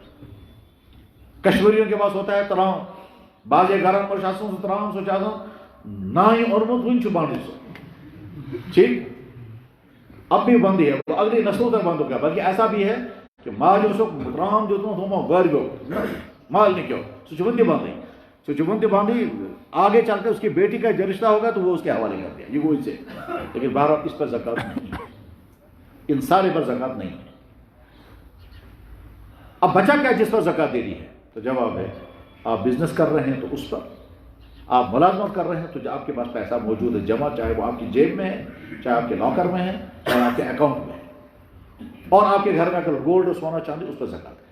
باقی تمام چیزیں الگ ہو گئی، سونا اور چاندی، بزنس کا مال، آپ کی سیلری، چاہے وہ آپ کی جیب میں ہے، چاہے آپ کے لاکر میں ہے، چاہے آپ کے اکاؤنٹ میں ہے، چاہے آپ نے کسی کو قرضہ دیا ہے، اس پر زکوٰۃ لازم ہے۔ یہ کتنا ہونا چاہیے اس کے لیے اللہ کے نبی علیہ السلام نے قانون بنایا، 200 درہم چاندی یا 20 مسکال سونا، وہ مسکال سون زہد درہم رو، 200 درہم چاندی 20 مسکال سونا، جب اتنا ہوگا تو یہ آدمی مالدار ہے، یا یہ۔ اب آج نہ درہم ہے اور آج نہ یہ جو ہے مسکال ہے، تو آج ہم کو سمجھانا تو ہم آج بتاتے ہیں لوگوں کو کہ جس آدمی کے پاس 612 گرام چاندی یا اس کا پیسہ، یا جس آدمی کے پاس 87 گرام سونا یا اس کا پیسہ ہو، 612 گرام چاندی یا اس کی قیمت، 87 گرام سونا یا اس کی قیمت، جس آدمی کے پاس ہے یہ مالدار ہے، اور جس کے پاس اتنا نہیں ہے وہ غریب ہے۔ اس کو ہم ایک مثال سے سمجھتے ہیں۔ مثلا فرض کرتے ہیں یہ ایک لڑکا ہے، یہ ایک سکول میں یا کالج میں پڑھ رہا ہے، اس کے خرچے اس کے والد چلا رہے ہیں، ہر مہینے اس کو جیب خرچ دیتے ہیں، کبھی 100 روپے، کبھی 500، کبھی 2000، کبھی چل رہی ہے زندگی۔ اس کو موبائل چاہیے تو باپ نے وہ بھی دے دیا، کپڑے باپ بنا کے دے رہا ہے، غرض اس کی زندگی چل رہی، اپنی آمدنی کچھ نہیں اور جمع پیسہ کچھ نہیں، نہ آمدنی ہے نہ جمع پیسہ کچھ ہے۔ اس کے بعد اس کو جاب لگ گیا۔ اب جب جاب لگ گیا تو پہلی تنخواہ اس نے پکڑی، کوتا 300، تو یا کر پوچھتا ہے جناب میں نے آج زندگی میں پہلی تنخواہ پکڑی 30,000، میں آج 30,000 کا مالک ہوں اور میری کمائی ہے، مجھے زکوٰۃ دینی ہے؟ جواب آئے گا آپ کے اکاؤنٹ میں کوئی پیسہ ہے؟ یہ کہتا کچھ نہیں ہے۔ تو تم نے آج تک خرچہ کیسے چلا ہے؟ کہنے لگا ابا جان دیتے تھے مجھے۔ تمہارے اکاؤنٹ میں کچھ نہیں ہے؟ کہنے لگا معمولی کوئی 2-4 ہزار روپے ہوں گے۔ کہا ٹھیک ہے، 2-4 ہزار اکاؤنٹ کا پیسہ 30,000 کی کتنا ہو گیا؟ کہنے لگا جی 35,000۔ ٹھیک ہے 35,000 ہو گیا، ابھی تم پر زکوٰۃ نازل نہیں، تم ابھی مالدار نہیں بنے۔ کہا لگا اچھا ٹھیک ہے۔ اگلے مہینے پھر اس نے 30,000 تنخواہ پکڑی، تو 35,000 پچھلے مہینے تھی، 30,000 اب پکڑے، تو ٹوٹل کتنا بن گیا؟ 65,000۔ ٹھیک ہے. یا پچھلے مہینے میں 35,000 میں تھے، اس نے کیا کیا، 5,000 دیے ماں کو، 5,000 دیے باپ کو، 5,000 میں کچھ کپڑے خریدے، لہذا وہ پہلی تنخواہ میں سے اس کے بعد بچ گیا کتنا، اس کے بعد بچ گیا 20,000 روپیہ، اور نئی تنخواہ اس نے پکڑی دوسرے مہینے کی 30,000، تو 20 وہ اور 30 یہ، تو ٹوٹل کتنا بن گیا، 50,000. اب آپ پوچھتا ہے میں تو جواب آئے گا آپ مالدار بن گئے. یہ کہتے ہیں وہ کس کا بنے مالدار، تو جواب ہے 612 گرام چاندی کی قیمت کسی سونر سے پوچھو. ٹھیک، میں جس سونر سے پوچھتا رہتا ہوں وہ یہاں موجود ہے، میں ہمیشہ اسے پوچھتا تھا، وہ بھی بیچارہ تیار رہتا ہے. یہ کبھی بھی مفتی صاحب مجھے فون کریں گے اور مجھے ریٹ نکال، وہ کھٹ سے ریٹ نکال کے دکھاتا ہے. خیر، تو کسی سونر سے پوچھنا ہے، کیا پوچھنا ہے کہ جناب آج ریٹ کیا ہے، کئی گرام، وہ بتایا گیا اتنے کا گرام. اس میں دیکھو 612 گرام چاندی کی قیمت کتنی بنتی ہے. فرض کیجئے ہم نے سونار سے پوچھا، اس نے وہاں سے جو ریٹ بنا کے دکھایا، اس نے کہا 45,000 قیمت بنتی ہے آج 612 گرام چاندی کی قیمت، اور اس کے بعد 50,000 ہے، تو ہم کہیں گے آپ مالدار بن گئے، زکوٰۃ آپ اللہ سے بول گئے. یہ کہتا ہے جناب اب آگے مجھے کیا کرنا ہے، تو جواب آئے گا یہ تاریخ آپ یاد رکھو. کہا ٹھیک ہے جی، یہ تاریخ آج ہے 5 مارچ، میں نے دوسری سیلری پکڑی، پہلی سیلری میں نے پکڑی تھی فروری میں، دوسری سیلری میں نے پکڑی آج 5 مارچ کو، اور آج 5 مارچ میں میرے پاس پراپرٹی بن گئی 50,000. 5 مارچ بمطابق شعبان اتنا، مان لیجیے شعبان 15، تو 15 شعبان آپ مالدار بن گئے. یہ کہتا ہے مجھے زکوٰۃ دینی ہے، تو جواب آئے گا ابھی آپ کو زکوٰۃ نہیں دینی، آپ مطمئن رہو، بیٹھ رہو. اب زندگی چل رہی ہے اس کی، ہر مہینے زکوٰۃ پیسہ آ رہا ہے اور خرچ ہو رہا ہے، ہر مہینے سیلری آ رہی ہے، خرچ ہو رہا ہے، کچھ گھر میں، کچھ گھر اپنی ذات پر، کچھ کپڑوں میں، کچھ بیماری میں، کچھ مبارکبادیوں میں. اگلے سال 5 مارچ یعنی 15 شعبان آ گیا، اگلے سال 5 مارچ یعنی 15 شعبان آ گیا، تو اب شریعت کہے گی دیکھو جی حساب دکھاؤ کتنا. یہ کہتا ہے حساب اس وقت میرے پاس ہے 2.5 لاکھ روپے. پورا سال اس نے 30,000 کی سیلری لی، ٹوٹل کتنا بن گیا، اس میں سے کچھ خرچ ہوا، کچھ باقی بچا کتنا ہے، کہہ لگا 2,500. بہت اچھا، تمہارے ذمہ قرضہ بھی ہے کسی کا، کہہ لگا جی دکانداروں کا قرضہ بھی ہے. کہتا وہ مائنس کرو، تو کیا اس کو مائنس، وہ 50,000 مائنس ہو گیا، تو بچ گیا 2 لاکھ روپیہ. تو جواب آئے گا یہ تو 2 لاکھ روپے آپ کے پاس بچ گیا، اس کی آپ کو زکوٰۃ دینی. یہ کہتا ہے اس 2 لاکھ کی زکوٰۃ مجھے کتنی دینی ہے، جواب آئے گا 5. یہ ہے زکوٰۃ کو گویا پورا سال انتظار کرنا. شریعت نے پورا سال انتظار کرایا، اور اس پورے عرصے میں آپ نے پیسہ کمایا، خرچ کیا، پورا سال جب گزر گیا تو 2 لاکھ روپے آپ کے پاس بیلنس رہا. شریعت کہتے بس اس 2 لاکھ کی زکوٰۃ آپ کو دینی ہے، اور وہ صرف 5,000 دینی ہے. 1 لاکھ کی 2,500، 2 لاکھ کی 5,000. بس یہ ہے ایک آسان سا فارمولہ زکوٰۃ کے لازم ہونے کا. بس اس کے بعد اب میں ہمارے وہ تمام بچے جو خود کوئی جاب نہیں کر رہے ہیں، کوئی بزنس نہیں کر رہے ہیں، ان بچوں کو ماں باپ کی طرف سے جیب خرچ پاکٹ منی ملتا ہے، ان کے اکاؤنٹ میں پیسہ جمع ہوتا ہے، اس کا حساب کیا کریں اور حساب کر کے زکوٰۃ ادا کریں. اس وقت دیکھ کہہ رہا ہے میں تو کما نہیں رہا. اسی طرح سے گھروں میں جو خواتین ہیں، جن خواتین کے پاس زیورات ہوتے ہیں، ان خواتین کو دیکھنا ہوگا ہمارے پاس زیورات کل کتنے ہیں اور ان کی زکوٰۃ ہم کو کیسے دینی ہے. ان کے پاس پیسہ نہیں ہوتا ہے تو ان کی زکوٰۃ کی ادائیگی کے لیے ضروری ہے کہ ایک سسٹم بنائیں، اور وہ سسٹم 2 یا 3 قسم کے ہیں. سسٹم نمبر 1، کسی زیور میں سے کوئی چیز بیچو اور زکوٰۃ ادا کرو. مگر مستورات کو زیور بیچنا بہت مشکل ہوتا ہے. وہ کہتا ہے بدیم زو مگر یوز. تو جواب ہے بہت اچھا، اگر آپ زو دے دو، یہ دینے کے لیے تیار نہیں، تو زکوٰۃ ادا نہ کرنے کے نتیجے میں یہی زیور تم کو گرم کر کے لگایا جائے گا. تیرو تیار تھا، تو لہٰذا آپ کو زیور میں سے ایک ایک چیز بیچو اور زکوٰۃ ادا کرو. وہ کہتے ہیں تیلے میں مخلص ہو، تو مخلص ہے. اگر اللہ کا حکم پورا کرتے ہوئے سارا ختم وقت ہو جائے تو اچھی بات ہے، یہ تو ویسے بھی ختم ہونا ہے، اور اگر ختم نہیں ہونا ہے تو آپ کو نکلنا ہے. یعنی ہوگا کیا، یہ جو تمہارے پاس زیورات ہیں، یا تو ایک سٹیج ایسا آئے گا تم کو یہ سارے زیورات بیچنے ہوں گے اور کسی کام میں لگانے ہوں گے. مثلا بیمار ہو گیا، جیسے ابھی مر جاتا ہے تو بچے کا ایکسیڈنٹ ہوا تھا، ٹھیک، یا آگے کسی بچے کا رشتہ کرنا ہوگا تو زیورات اس میں چلے جائیں گے. اور اگر آپ نے رکھے ایسے رکھے تو آپ چلی جاؤ گے، زیورات وہیں رہیں گے. تو یا تو یہ ہونا ہے یا یہ ہونا ہے. طے ہے یہ جناب، جو خواتین جن کے پاس زیورات ہیں، یا وہ زندگی میں خرچ ہو جائیں گے کہیں نہ کہیں، مکان بنایا، زمین خریدی، گھر میں کوئی بیمار ہو گیا، مال نے بہرحال کوئی نہ کوئی گئے ویسے ختم. اگر ختم نہیں ہوا، آپ نے بچا کر کے رکھا، تو اس کے بعد آپ نکل جاؤ گے تو یہ کسی اور کو ملے گا. پھر وہ کون ہوگا؟ وہ آپ کے رشتے دار ہوں گے، آپ کے بیٹے ہوں گے، یا یہ ہوگا یا یہ ہوگا، دو میں سے ہونا ہی ہونا ہے. اس بیچ میں اگر یہ اللہ کے نام پر خرچ ہو گیا تو گویا تم نے اللہ کا حکم پورا کرتے اس کو خرچ کیا، ٹھیک ہے نا، تو بہت اچھا. لہذا سب سے بہتر طریقہ کہ یہ عورتیں جن کے پاس کیش نہیں ہے وہ زکوٰۃ میں اسی کو سونے کو دیں، یا اسی کو بیچ کر کے پورے سونے کا حساب کریں، حساب کر کے زکوٰۃ ادا کریں. شکل نمبر 1. شکل نمبر 2، شوہر سے کہیں میں زکوٰۃ ادا کر، ٹھیک، تل کے نہیں بسی، میں تم کو شوہر کو کہے میں تم کو بیچتی ہوں، یہ کہتے ہیں وج انگوٹھی بیچی، کتنے کی ہے یہ انگوٹھی؟ 5000 کی، ٹھیک ہے نا. تو شوہر نے 5000 دیے، انگوٹھی شوہر لے لے، اتامو سی وج مہنگی میں. شوہر نے 5000 دے دیا بیوی کو، یہ 5000 زکوٰۃ بنے گی 2 لاکھ کی. اب اگر اس کے بعد 2 لاکھ روپے کا زیور ہے تو اس نے 5000 کی زکوٰۃ ادا کر دی، ٹھیک ہے نا، زکوٰۃ ادا ہو گئی، وج گئی خاندار سن، ٹھیک ہے نا، خاندار سن میں وج لا گئی. تو چونکہ وہ شوہر کہے گا وج میں استعمال کرتا سوئی، استعمال تمہیں کرو مگر پراپرٹی میری ہے. اب عورت کو استعمال کرنی تھی نا، وہ کر رہی ہے، پھر بھی پہلے کر رہی تھی اپنا سمجھ کر، اب کر رہی ہے شوہر کا سمجھ کر. اگلے سال دوسری بات، اگلے سال پھر زکوٰۃ دینے کم سے 2 ہی پہنچتے، ہوتے ہوتے یہ سارا شوہر کے پاس چلا جائے گا، اور شوہر کے پاس جا کر کس کے زکوٰۃ بھی ادا ہوتی رہے گی، اور یہ عورت استعمال کرتی رہے گی اپنا یہ زیور. میں یہاں روک کر کے واقعہ سناتا ہوں، یادگار رہے گا آپ کو. ہمارے بزرگوں میں سے بڑی عظیم الشان شخصیت گزری حضرت مولانا اشرف علی تھانوی رحمہ اللہ تعالیٰ. ان کی خاص صفت تھی کیا؟ کہ وہ صحیح انسان کو بنا دیتے تھے. وہ کہتے تھے بزرگ بنو یا نہ بنو، صحیح انسان بنو. اس صحیح انسان بننے کے لیے کیا تمہارے ذریعے سے کسی انسان کو کوئی تکلیف نہ ہو، اور ہر انسان کے سارے حقوق تم ادا کرنے والے بنو. اور یہ مزاج ایسا ہی بناتے تھے وہ.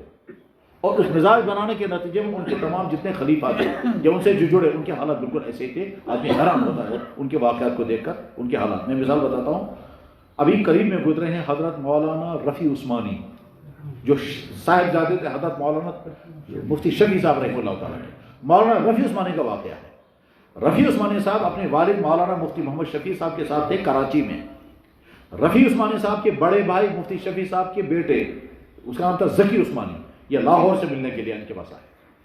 اب نیچو چاہوں تمہاری سے ملاقات کرنے کا تھا لاہور میں. ملاقات ہو گئی. اب ذکی عثمانی نے اپنے والد سے کہا ابا جان مجھے اجازت دیں، 20 بچوں کے ساتھ ہم چلے جائیں گے. رفیع عثمانی صاحب بڑے بھائی سے کہتے ہیں رات کو یہیں قیام کریں. جب اس نے کہا رات کو یہیں قیام کرے تو مفتی شفیع صاحب نے ٹیڑھی نظروں سے اس کو دیکھا، ناراض نظروں سے دیکھا. رفیع عثمانی حیران ہو گئے کہ میں بڑے بھائی سے کہتا ہوں رات کو قیام یہی کرے، ابا جان کو خوش ہونا چاہیے، اوپر سے یہ مجھے ناراض نظروں سے دیکھ رہے ہیں. انہوں نے کہا بابا جان اجازت دیجیے ہم چلیں گے. رفیع عثمانی صاحب بڑے بھائی سے کہتے ہیں رات کو قیام یہی کرو. مفتی شفیع صاحب پھر ٹیڑھی نظروں سے ان کو دیکھنے لگے، اور ان کے بعد کہا چلو اللہ کے حوالے نکلو جی جاؤ. وہ نکل گئے. تو اب رفیع عثمانی صاحب کو بھی خیال تھا بھائی یہ میں جو بڑے بھائی کو رات کو رکھنے کے لیے کہہ رہا تھا تو ابا جان ٹیڑھی نظروں سے مجھے کیوں دیکھتے تھے، ناراضگی کے ساتھ مجھے کیوں دیکھتے تھے. اور مفتی شفیع صاحب بھی انتظار میں تھے، میں خود بتاؤں گا اس کو. تو مولانا مفتی شفیع صاحب نے مولانا رفیع عثمانی صاحب سے کہا بہت سے بھائی تم جب اس بڑے بھائی کو کہتے تھے رات کو رکو، مجھے بہت خوشی تھی، میرا بیٹا ایک رات اور میرے پاس رکتا، مگر اس کے باوجود میں چاہتا تھا کہ نکل جائے. کیوں؟ کہ اس لیے کہ تم نے اپنی بیوی سے پوچھا تھا کہ میں مہمانوں کو روکوں گا، تم کھانا پکاؤ گی یا نہیں؟ سوچا پتنی خاندانی کون ہوتی ہے، یہ پوری فیملی رکے گی اور اچانک ان کو پوری فیملی کے لیے کھانا پکانا پڑے گا. پہلے تمہیں اپنی بیوی سے پوچھنا چاہیے تھا کہ گھر کا کھانا تو آپ روز پکاتی ہی ہو، لیکن میں مہمانوں کو روکوں گا، آپ کو لوڈ تو نہیں پڑے گا کہ آپ خوش دلی سے ان تمام لوگوں کے لیے کھانا پکانے کے لیے تیار ہو جاؤ گے. جب تمہاری بیوی اجازت دیتی تب تمہیں کہنا چاہیے تھا ان کو اب رکو. انہوں نے کہا حضرت اتنی باری نظر ہماری نہیں. یہ مفتی حضرت مولانا اشرف علی تھانوی کی تربیت کا نتیجہ تھا. مولانا اپنا اصل واقعہ سناتا ہوں. انہی مولانا اشرف علی تھانوی رحمہ اللہ تعالیٰ کے ایک مرید بھی تھے، وہ عالم بھی تھے، بزرگ بھی تھے. ان کا نام تھا مولانا محمد عیسیٰ. وہ حیدرآباد اس کے الہ آباد کے رہنے والے تھے. تو محمد عیسیٰ الہ آبادی، یہ محمد عیسیٰ الہ آبادی نے اپنی بیوی سے کہا کہ تمہارا مہر میرے ذمہ باقی ہے، تمہارا مہر میرے ذمہ باقی ہے، مہر ادا کیے بغیر میں تمہارے ساتھ زندگی نہیں گزارنا چاہتا۔ اس نے کہا تو دے دو میں۔ مولانا عیسیٰ صاحب نے کہا میرے پاس ہے ہی نہیں۔ کہنے لگے جب ہے نہیں تو کہتے کیوں ہو؟ کہنے لگے کہتا اسی لیے ہونا کہ مہر ادا نہیں ہوا ہے۔ تو انہوں نے کہا پھر دے دو۔ انہوں نے کہا دینے کے لیے ہے ہی تو ایسا بہت بنے خبری چھپانا میں چھوئی نا۔ تو میں نے مانگا کہاں آپ سے؟ کہنے لگا آپ نے مانگا نہیں، مگر بہرحال تمہارا مہر میرے ذمہ باقی ہے، مہر ادا کیے بغیر میں زندگی نہیں گزارنا چاہتا اپنی بیوی کے ساتھ۔ اسے کہا پھر دے دو۔ انہوں نے کہا میرے پاس ہے ہی۔ تو اسے کہا عجیب انسان، ادھر سے کہتے ہیں مہر ادا نہیں ہوا، ادھر کہتے ہیں میرے پاس ہے ہی نہیں، تو اب کرنا کیا ہے آگے؟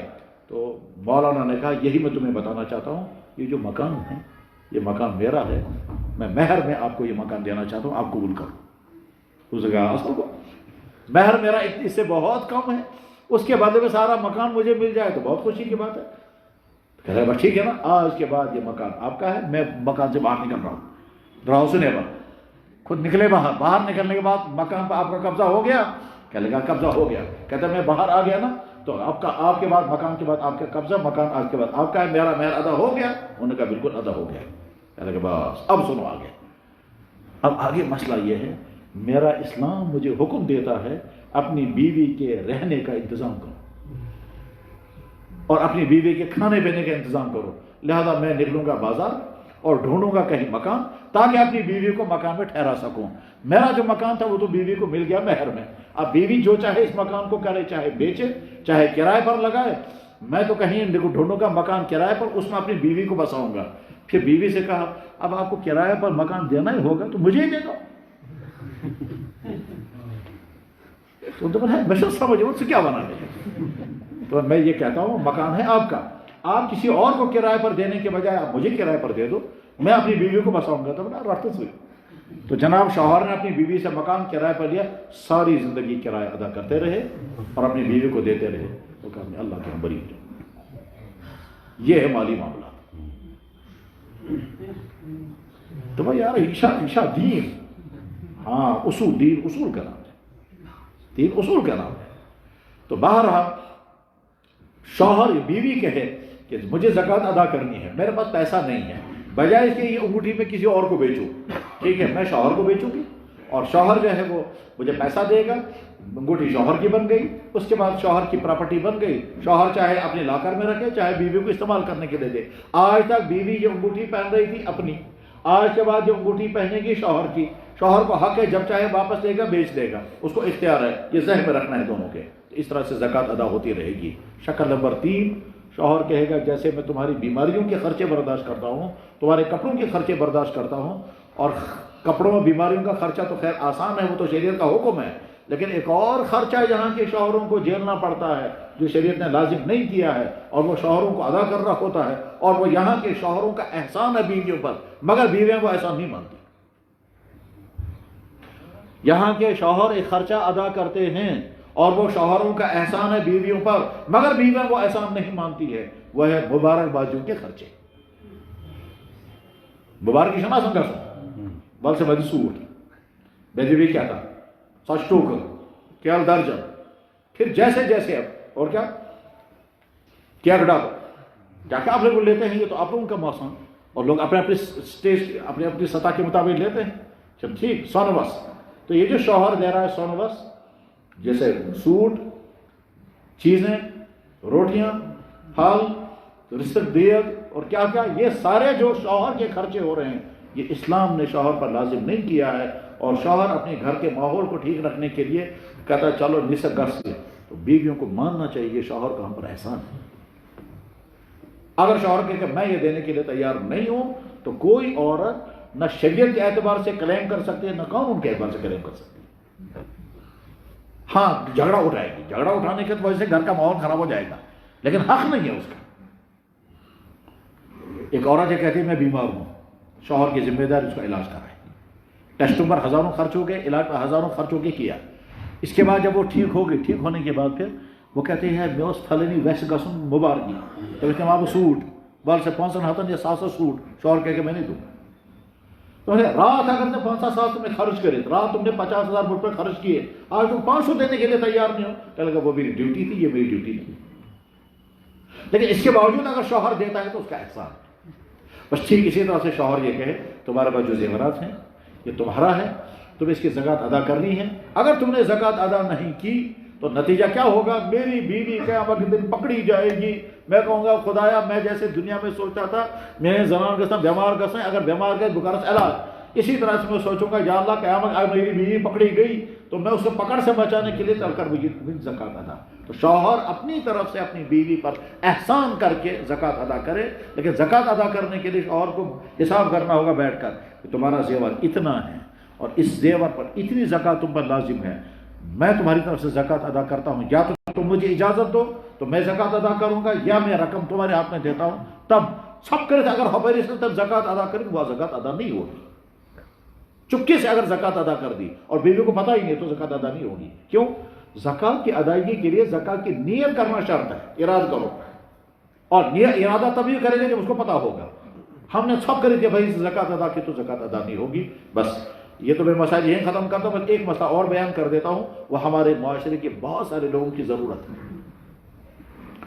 جناب والا آپ کا کسی کے پاس پیسہ ہے تو ہم چکا نہیں پہنچ، کیوں ہے یہ پیسہ؟ اس کی الگ الگ وجہ ہیں۔ آپ سے اس نے مال لیا، آپ سے قرضہ لیا، آپ کے دکان سے اس نے مال لیا، اس کے ذمہ آپ کا قرضہ ہے اور وہ قرضہ ادا کرنے کی پوزیشن میں نہیں ہے، اور ادھر سے حالت اس کی یہ ہے کہ وہ غربت میں ہے اور وہ بہت زیادہ غریب ہے، وہ ادا نہیں کر سکتا ہے۔ اب آپ نے سوچا کہ میں زکوٰۃ تو مجھے دینی ہے، تل کر آپ چیز جو ان کے پاس جو پیسہ ہے وہی پیسہ زکوٰۃ ہے، جو ان کے پاس ہمارا پیسہ ہے وہی پیسہ ہم زکوٰۃ میں مان لیتے ہیں۔ مثلا فرض کیجئے کسی کے پاس آپ کا پیسہ ہے، کتنا ہے یہ؟ 40,000 روپے۔ اب آپ نے یہاں حساب کیا 40,000 زکوٰۃ مجھے ادا کرنی ہے کتنی؟ 40,000 نہ ہمیں زکوٰۃ ادا کرنی ہے 50,000 تلگے سجی سا سن ان 6 میں سے اپنی کا زکوٰۃ، تو کیا یہ زکوٰۃ ادا ہوگی؟ جواب ہے نہیں ہوگی۔ کیا اس طرح سے زکوٰۃ ادا ہو جائے گی؟ جواب ہے نہیں ہوگی۔ مان لیجئے ہمارا پیسہ اس کے پاس ہے 10,000 روپیہ، اور میں نے جو اپنے مال کے حساب کیا تو میرے پاس مال بنا کتنا؟ 4 لاکھ روپے، اور 4 لاکھ روپے کی زکوٰۃ کتنی مجھے دینی ہے؟ 10,000، تو 10,000 ہے اس کے پاس، چلو اپنی کا زکوٰۃ ادا، تو جواب ہے زکوٰۃ ادا نہیں ہوگی۔ دل کیا حل چاہتا ہے؟ تو حل دوسرا ہے، وہی میں سمجھانا چاہتا ہوں۔ وہ حل یہ ہے کہ ہم یہ زکوٰۃ کا پیسہ 10,000 اس کو لے جا کے دیں، چونکہ وہ غریب ہے، کیونکہ اس کا قرضہ ہے، لہذا ہم نے اس کو 10,000 کی زکوٰۃ دے دی، چاہے ہم زبان سے بولیں یا نہ بولیں۔ ہم نے دل میں نیت کی یہ زکوٰۃ ہے، یا زبان سے بولا یہ زکوٰۃ ہے، اس سے زکوٰۃ لے لی، ہماری زکوٰۃ ادا ہو گئی۔ جو ہی ہماری زکوٰۃ ادا ہو گئی اب ہم کہیں گے ہمارا قرضہ وصول کرو، لا جان سے قرض، اور اس وقت آپ اس کو اصرار بھی کر سکتے ہیں، بلکہ جبر بھی کر سکتے ہیں کہ جناب مجھے میں نے نیرنے پہنچ کر سے ادا، ہمارا پیسہ ادا کر دو، تمہارے پاس پیسہ ہے، تمہارے پاس پیسہ ہے اس کا ادا کر دو، میں یہاں سے نکلنے نہیں دوں گا، ٹھیک ہے؟ آپ کی زکوٰۃ بھی ادا ہو گئی، اور اس کے بعد جب اس نے پیسہ تو آپ کو جو ہی اس نے واپس کر دیا تو قرضہ بھی وصول ہو گیا، زکوٰۃ بھی ادا ہو گئی۔ یا تو بچوں فرق ہے، ٹھیک ہے؟ اب میں جو بیچ میں کہہ رہا تھا آپ کو پکڑے ہیں، میں اب نہیں چھوڑیں گے اس کو تب تک، تو کیا اچھا گنجائش بتراؤ نہ یالا تو ابھی؟ تو جواب حدیثوں میں، تمام حدیثی کتابوں میں، تمام حدیث کتابوں میں، اور ایک جگہ نہیں، میرے خیال میں بخاری شریف میں تقریباً 20 جگہ یہ حدیث ہے، تقریباً پہنچ جائے نا ایسی حدیث، کیا کہ جناب رسول اللہ اپنے مبارک حجرے میں مسجد میں شور ہو گیا تو آپ نے پردہ ہٹایا، تو وہاں حضرت کعب بن مالک رضی اللہ تعالیٰ نے صحابی کو پکڑا ہے یہاں سے، اور کچھ اونچی آواز میں باتیں ہو رہی ہیں، یہ کچھ کہہ رہے ہیں تم دیتے کیوں نہیں ہو؟ وہ کہتا ہے میرے پاس ہے نہیں، اس طرح کی تیز باتیں ہو رہی ہیں۔ تو اللہ کے نبی علیہ السلام کے پردہ ہٹا کے دیکھا، فرمایا مالک یا کعب، کعب کیا دلیل، کعب کیا واقعہ، کیا مسئلہ ہے؟ تو کہا یا رسول اللہ ان کے پاس میرا پیسہ ہے اور یہ دیتے نہیں ہیں اور یہ ہاتھ بھی نہیں آتا۔ اللہ کے نبی صلی اللہ علیہ وسلم ان سے پوچھا اسادہ کا کعب جو کہہ رہے ہیں شاید صحیح؟ اس نے عرض کیا ہاں صحیح ہے، واقعی اس کا میرے ذمہ قرضہ ہے اور گنجائش نہیں ہے۔ وہ یہ کہنا چاہتے تھے کہ میں اسے سامنے بھی نہیں آتا، کیوں نہیں سامنے آتا ہوں کہ میرے پاس صحیح؟ تو اللہ کے نبی علیہ السلام نے فرمایا اے کعب اتدعو شطرہا، ایک کام نصب کرو اس معاف، آپ نے اشارہ کیا اس طرح سے. ہم یہ نہیں بتا سکتے کس طرح اشارہ کیا، لیکن انگلی سے آپ نے اشارہ کیا اس طرح یا اس طرح، تو یہ تو ہم کر دس معاف، نصب معاف کر دو. حضرت کعب نے کہا یا رسول اللہ میں نے کر دیا.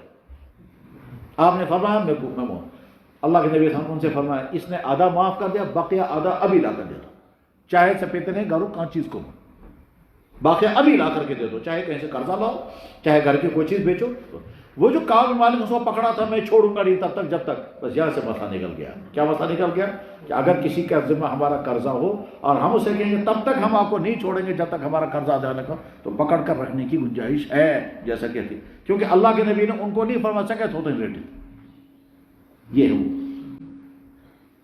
البتہ اس کے معنی ساتھ میں یہ بھی ہے کہ اگر کسی انسان نے دوسرے انسان کو مہلت دے دی، صحیح نہ ادا کرے، چلو میں طرف گئی مہلت ہفتس رہتس، یہ مہلت دینا بہت اجر کا ثواب، بہت زیادہ اجر ملتا ہے. من انذر معسرا، جس نے کسی تندرست انسان کو مہلت دے دی، تو جتنا یہ مال ہے، یہ جتنا مال ہے، اتنا مال اگر صدقہ کرے گا اس پر اتنا ثواب نہیں ملے گا جتنا ثواب اس مہلت دینے پر ملتا ہے. بات سمجھ میں آ گئی؟ فرض کرو میرا ان کے ذمہ 10,000 روپیہ ہے اور 10,000 تھا، ایک ہفتے میں دینا تھا. ایک ہفتے کے بعد اس نے کہا میرے پاس ہے ہی نہیں، چلو میں مہلت دیتا ہوں. کب دو گے؟ کہنے کا 1 مہینے کے بعد. ٹھیک ہے 1 مہینے بعد. میں نے کہا کیا ہوگا؟ کہنے کا میں 6 مہربانی. تو میں نے دن پر پتھر رکھ کر چلو اچھا سب تو کوشش کر ہی دیجیے. اگر یہ 10,000 روپے میں صدقہ کرتا تو جتنا ثواب ملتا اس سے زیادہ ثواب مجھے ملے گا اس کو مہلت دینے کا. یہ تو ہے ہم کو، لیکن اس کو اللہ کے نبی علیہ السلام نے فرمایا اگر گنجائش ہے دینے کی پھر بھی تم نہیں دے رہے ہو تو تم ظالم ہو. اللہ کے نبی صلی اللہ علیہ وسلم کے دونوں طرف سے دینے والے کے لیے بھی احکام ہے اور لینے والے کے لیے بھی احکام ہے. فرمایا مطل الغنی ظلم، اگر تم کو دینے کی گنجائش ہے پھر بھی تم دینے کو تیار نہیں تو تم ظالم ہو. ہمارے معاشرے میں پیمنٹ نہ کرنے کا بہت بڑا بوال ہے. گنجائش ہے پھر بھی نہیں. جناب والا مسئلہ یہ ہے کہ اگر آپ کے ذمے کسی کا قرضہ ہے، آپ اپنے گھر میں ڈبل سن نہیں بنا سکتے، پہلے قرضہ ادا کرو. میرے ذمے دکاندار کا قرضہ ہے اور میں گھر میں 2 قسم کا سالن نہیں بنا سکتا. کیوں؟ آپ کو ذمہ قرضہ ہے، تم دوسرے کا قرضہ بند کر کے 2 قسم کے سالن کیوں کھا رہے ہو؟ یہاں تو بازوانے اڑاتے ہیں لوگ دوسرے کا قرضہ دبا کر کے. میں مثال بتاتا ہوں. حضرت مولانا، یہ جو علم حدیث ہمارا ہے، یہ علم حدیث میں جو بہت بڑے محدث گزرے ہیں، شاہ محمد اسحاق دہلوی رحمہ اللہ تعالیٰ ان کے شاگرد تھے، پھر وہی سلسلہ ہم تک پہنچا حدیث کا سلسلہ کا. شاہ محمد اسحاق رحمہ اللہ تعالیٰ ان کے پاس ایک ان کا طالب علم آیا، کہنے لگا حضرت میں آپ کی دعوت کرنا چاہتا ہوں. فرمایا بہت اچھا. وہ طالب علم جو ہے وہ نواب تھا، نواب قطب الدین خان. یہ نواب قطب الدین خان اپنے کلاس فیلو کے پاس گیا، ان کا نام تھا مفتی الہی بخش. کہتا مفتی الہی بخش ہمارے استاد مولانا محمد اسحاق صاحب کھانے پر تشریف لائیں گے آج شام کو یا کل کو، آپ بھی ان کے ساتھ دعوت میں آئیں. انہوں نے کہا میں تو نہیں آؤں گا. انہوں نے کہا کیوں؟ کہنے لگا میں نہیں سمجھتا آپ کے گھر میں کھانا کھانا جائز ہے. کہنے لگے میرے گھر میں کوئی حرام پیسہ ہے؟ کہنے لگا میں تو نہیں کہتا ہوں آپ کے گھر میں حرام پیسہ ہے، مگر میں نہیں سمجھتا آپ کے گھر میں کھانا کھانا جائز ہے. یہ دم اس کو آگ لگ گئی، یار یہ کیا کہتا ہے مجھے میرے گھر میں کھانا کھانا جائز نہیں. یہ دوڑ کر گیا حضرت مولانا محمد اسحاق صاحب. کہنے لگا حضرت وہ ہے نا ہمارا ساتھی الہی بخش، وہ زیادہ ہی متقی بن گیا ہے، کہتا ہے میرے گھر میں کھانا کھانا حرام ہے. آپ مجھے بتائیں کیوں میرے گھر میں کھانا کھانا حرام ہے یا مکروہ ہے؟ تو مفتی مولانا اسحاق صاحب نے ان کو بلایا. کہنے لگا الہی بخش تم نے منع کیا ان کے گھر کھانا کھانے؟ میں نے کہا جی ہاں. کہنے لگا کیوں؟ کہنے لگا حضرت میں نہیں سمجھتا ان کے گھر میں کھانا کھانا صحیح ہے. کہنے لگا بھائی کیوں نہیں سمجھتے؟ تو کہنے لگا حضرت یہ نواب صاحب ہے، ان کے ذمہ لوگوں کا قرضہ ہے، اور جب یہ کھانا کھلائیں گے تو یہ روٹین کا کھانا نہیں کھلائیں گے، 2-3 ڈشیں زیادہ بنائیں گے. اور آپ فرمائیں قرضہ لوگوں کا بند کر کے پھر روٹین سے زیادہ ڈشیں بنانا صحیح ہے؟ مولانا اسحاق صاحب نے کہا بھائی میں بھی نہیں آؤں گا کھانا کھانے. مجھے کہاں پتا تھا. کیوں؟ قرضہ رکھ کر کے پھر ایک سے زیادہ کپڑا نہیں پہن سکتے، قرضہ ہونے کے باوجود ایک سے زیادہ کھانے نہیں کھا سکتے. جناب والا اگر کشمیری پوچھے گا میرے ذمے کسی کا قرضہ ہے، میں صبح کو چشورو کے ساتھ مکھن لگا سکتا ہوں؟ جواب آ کر نہیں لگا سکتے، پہلے قرضہ ادا کرو. یہ ہے قرضے کا قانون. قرضے کا قانون تو بہت لمبا ہے، اب وہ سارا میں نہیں. خلاصہ یہ ہے کہ ہم کوششیں کریں گے اپنے سارے مال کا حساب کریں، اور سارے مال کا حساب کرنے کے بعد ٹھیک طرح سے زکوٰۃ ادا کرنی چاہیے، اور جب زکوٰۃ ادا کریں گے تو اللہ تعالیٰ بہت برکتیں عطا کریں گے۔ بس میں واقعہ اسی شہر کا واقعہ ہے، اسی شہر کا ایم گور فون تب جناب نقصان اس گوباری اللہ تعالیٰ کرنے رہا کیا تب جناب وہ پشمینہ یا شاہتور سے بندر اٹھا لیا، میں نے کہا اللہ سے مانگو، میں نے زکوٰۃ کہنے کا پائی کہ میں نے زکوٰۃ ادا کی ہے، میں نے کہا اگر زکوٰۃ ادا کی ہے تو پھر نقصان نہیں ہوگا، کہنے کے بعد نقصان گواریا۔ اب وہ بنڈل ہی اٹھا کے لے گیا کوئی، یہ ان کو زیادہ پتہ ہوگا، یہ پشمینے کا کام کرنے والے لوگ ہیں، اور اب تو پہلے وہ شاہتوس کا بھی تھا، وہ تو شاید ختم ہی ہو گیا۔ تو میں نے کہا اللہ پر بھروسہ رکھو، کہنے کہ زکوٰۃ پائی کا ادا کیا، میں نے کہا جب زکوٰۃ ادا کی ہے تو ضرور نقصان سے بچ جاؤ گے، بے فکر رہنا۔ 2 یا 3 دن گزر گئے، وہ فون کرتا ہے، کہنے لگا جناب مال بہت واپس، مطلب بس کیسے؟ کہنے لگا جس چور نے اٹھایا تھا، جس چور نے یہ مال اٹھایا، یہ بیچنے کے لیے گیا اسی کے پاس جس کو ہم مال دیا کرتے تھے، اور اس کو بتایا تھا ہم نے کہ گھر سے مال چوری ہو گیا، ٹھیک، اس نے جو ہی مال پکڑ لیا اس نے ہم نے فون کیا، کہنے کہ مال ہوا، واقعی یہی ہوتا۔ زکوٰۃ دینے کے نتیجے میں مال سکور ہو جاتا ہے، یہ اللہ اور اللہ کے نبی کے وعدہ ہے۔ بس اللہ تعالیٰ شان و دین پر عمل کرنے وآخر دعوانا ان الحمدللہ رب العالمین برحمتک یا ارحم الراحمین آمین۔ کرو مقصد دعا اس میں شاسن 3 چیز۔ نمبر 1 آگو خدای سن شکر ادا کرو، آگو خدای سن شکر ادا کرو، مگر کت تات جواب کت جناب زندگی بھر شمار کرتے رہو گے، شمار کر ہی نہیں سکتے، زندگی بھر انسان شمار کرتا رہے گا، شمار نہیں کر سکتے۔ اللہ کی نعمتیں کتنی شمار نہیں کر سکتے۔ میں ایک مرتبہ مکہ مکرمہ میں تھا، اللہ تعالیٰ پھر پہنچائے بار یہی سینیٹر کے ڈاکٹر تھے، وہ انہوں نے کہا چائے پئیں گے، میں نے کہا یار ڈاکٹر ٹھیک ہے چائے پئیں گے مگر یار کوئی بات سناؤ، میں نے کہا کیا بات ہے، میں نے کہا کوئی مزیدار بات سناؤ جس میں ایمان اضافہ ہو جائے۔ اس کو سمجھ میں نہیں آنے لگا، میں نے کہا کچھ سناؤ نا آپ، میں سمجھا نہیں آپ کیا پوچھ رہے ہیں، میں نے کہا کچھ سنائیے آپ، میں نے کہا کیا سناؤں گا، میں نے کہا آپ تو انیٹمی پڑھتے ہیں نا، میں نے کہا ہاں، میں نے کہا اسی میں سے سناؤ کچھ، بس اس کو کلو مل گیا، اس کو اشارہ مل گیا کس چیز کا، آپ وہ تو کھٹاکھٹ بولنے لگے گا، کیونکہ میڈیکل سائنس میں جو انیٹمی پڑھتے اور پڑھاتے ہیں، انیٹمی جو ہے انسان کے جسم کے اندر کے حالات کی عجیب دنیا ہے، عجیب دنیا ہے، اور اس میں جو بھی آدمی پڑھے گا آدمی حیران ہوتا ہے، ہڈیوں کی دنیا، نرو کی دنیا، برین کی دنیا، ہارٹ کی دنیا، ٹھیک ہے نا، اللہ اکبر۔ یہ جو انسان کا ڈی این اے ہے نا، ڈی این اے، اس ڈی این اے کو جب کھولیں گے، ٹھیک ہے، یہاں سے لے کر کے چاند تک جو ڈی این اے لپٹا ہوا ہے، اور ڈی این اے میں سے ساری ڈیٹیل، اس کو جب کھولیں گے تو یہاں سے لے کے چاند تک پہنچ جائے گا۔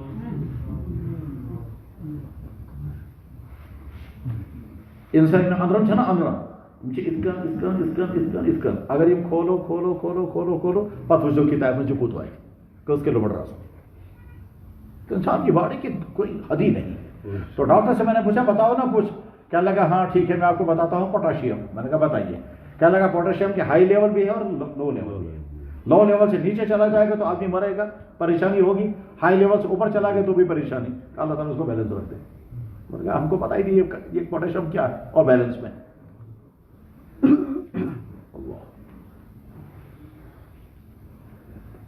اگر چوٹ لگ گئی خون نکلتا ہے، ٹھیک ہے نا، یہ خون نکلتا ہے، خون نکلتا رہے گا، اس کے بعد خود بخود یہ خون رک جائے گا، خود بخود خون رک جائے گا، آج بن کروڑ، ٹھیک ہے نا، یہ تو کروڑ بن کر کے پھر اس کے بعد خون رک جائے گا، یہ کروڑ کیسے بن گیا؟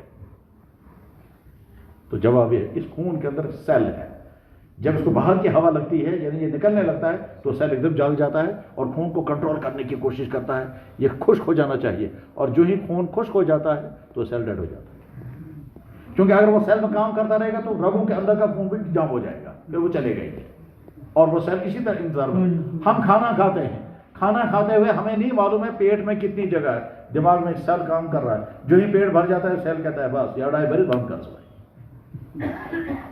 فبأي آلاء ربكما تكذبان۔ تو اللہ کی نعمتوں کا کوئی انسان شمار کر ہی نہیں سکتا، کر ہی نہیں سکتا۔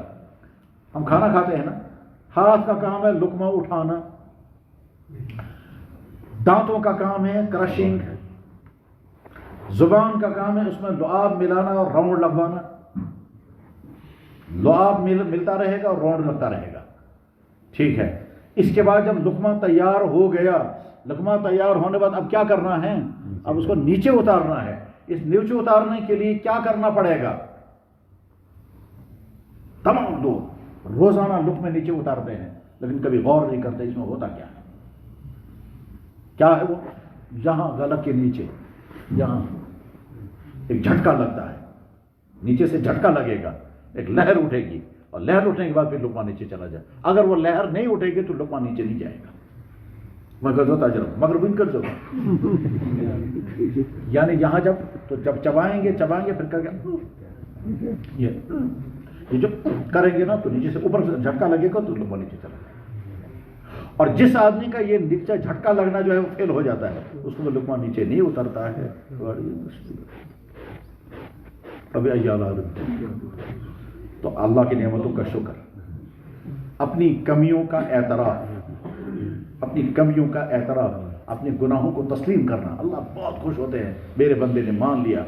نمبر 1 میری نعمتیں اس نے ایکنالج کر لی، نمبر 2 اپنی کمیوں کا میرے سامنے اعتراف کر دیا، اور نمبر 3 پھر مجھ سے مانگنے لگا۔ بہت اللہ تعالیٰ خوش ہوتے ہیں، میرا بندہ ہر چیز مجھ سے مانگے۔ سر میں تسمو سج گو خدا چاہوں خدا میں سونے تو انوب سے اللہ چاہتے ہیں میرا بندہ ہر چیز مجھ سے مانگے۔ یہ بھروسہ نہ کرے پیسے پر، بھروسہ نہ کرے ابا جان پر، بھروسہ نہ کرے بیوی شوہر پر، بھروسہ نہ کرے افسر پر، نہیں، وہ کہیں گے ہمارا ہر چیز مجھ سے مانگو۔ تو بس شکر، اعتراف اور اللہ سے مانگنا، شکر، تسلیم و توبہ اور اللہ سے مانگنا، بس ان 3 چیزوں پر مشتمل دعا کرنی چاہیے، کی جانی چاہیے۔ اور یہ بھی مختصر سے دعا کریں گے اور اس کے بعد رخصت ہو جائیں گے۔ پہلے سے دو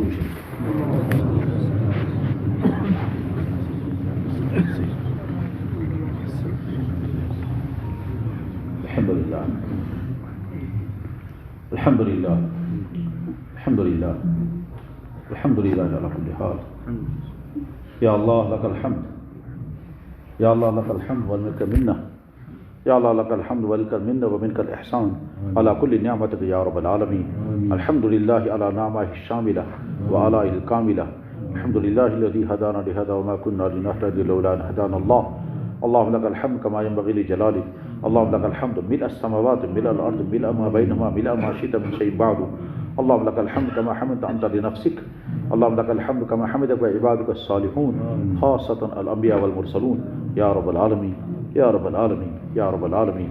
یا اللہ آپ کے گھر میں بیٹھے، جمعے کی نماز ادا کی، آپ کے سامنے کھڑے بھی ہوئے، آپ کے سامنے جھکے، یہ ماتھا آپ کے قدموں پر ڈال دیا، آپ کا اپنا اللہ مان کر اعلان کر کے اشہد ان لا الہ الا اللہ پڑھا، فرض بھی ادا کیے، سنتیں بھی ادا کی۔ چاروں طرف فرشتے کھڑے تھے، وہ دیکھ رہے تھے، ہم نے تو نہیں دیکھا، آپ کے نبی نے بتایا کہ فرشتے کھڑے رہتے ہیں، وہ دیکھتے ہیں کہ جب جمعے کے دن لوگ آتے ہیں، فرشتے دروازے پر کھڑے ہو کر رجسٹر لے کر نام لکھتے ہیں کون کون آیا۔ پہلے آنے والے کو 1 انعام، دوسرے نمبر آنے والے کو دوسرا انعام، انعامات تقسیم ہوتے ہیں 5 تک۔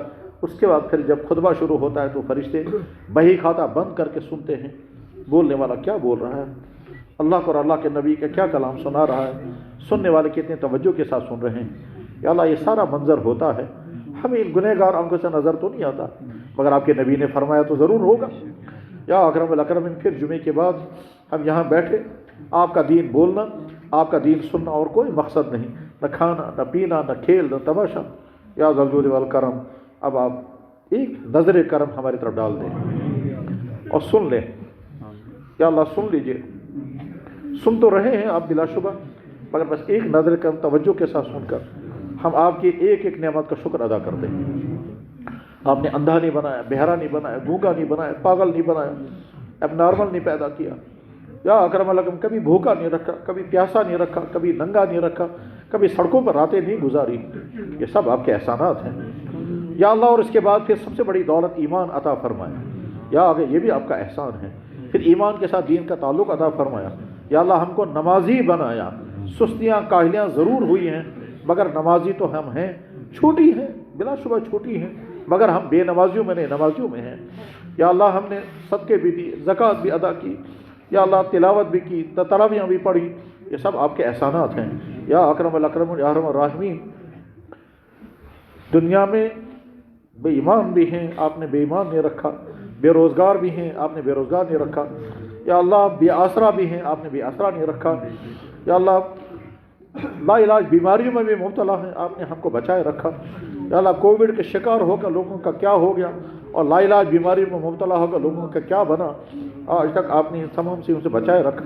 یا اللہ والدین عطا کی، اولادیں عطا کی، بھائی بہن عطا کی، عزت، شہرت، کھانے، کپڑے، مکان، یا اللہ گاڑیاں، کیا کیا نہیں دیا یا اکرم الاکرمین۔ یا اکرم الاکرمین، جب ہم آپ کے نبی کے حالات کو سنتے اور پڑھتے ہیں، کہتے ہیں ہمارے نبی نے کیسی زندگی گزاری، پوری زندگی انہوں نے 2 وقت پیٹ بھر کر کے کھانا نہیں کھایا، حتیٰ کہ رمضان میں بھی نہیں۔ یا اللہ اور ہم آج رمضان میں شام کو قسم قسم کے جوس، پھل، کھجوریں، پھرنیاں، پھر 2 قسم کے کھانے، یا ذا الجود والکرم، یہ تمام آپ کی عطائیں ہیں۔ شاندار قالینوں پر بیٹھ کر، شاندار پینلنگوں میں بیٹھ کر، عمدہ قسم کے کھانے کھا کر، آسانیوں کے ساتھ زندگی گزار کر، یا اکرم الاکرمین، اب ہم آپ کی بارگاہ میں شکر ادا کرتے ہیں، ہمارا شکر قبول فرما لیں۔ آپ نے فرمایا لئن شکرتم یا اکرم الاکرمین، اسی چیز بارگاہ میں شکر گزار، اسی نے تمام از جمع زہ شکر چن ادا کرمت۔ یا اللہ ہم اگر بار بار مسلسل شکر ادا نہیں کر پاتے ہیں، یہ ہماری کوتاہیاں ہیں، مگر اقرار کرتے ہیں یا اللہ آپ نے یہ جوانی دی، یا اکرم الاکرمین آپ کا احسان، اس زمانے میں کوئی ڈیفیکٹ نہیں رکھا، آپ کا احسان، ایمان سے محروم نہیں رکھا، آپ کا احسان۔ کسی کافر کے گھر میں پیدا کیا ہوتا، اسی کفر میں ہوتے اور زندگی اسی کفر کے ساتھ گزر جاتی اور آخر میں جہنم میں پہنچ جاتے، آپ نے ان کو بچایا اور ایمان والے کے گھر میں پیدا کیا، ایمان کی دولت نصیب فرمائی، ہمارا شکر قبول فرما لیں۔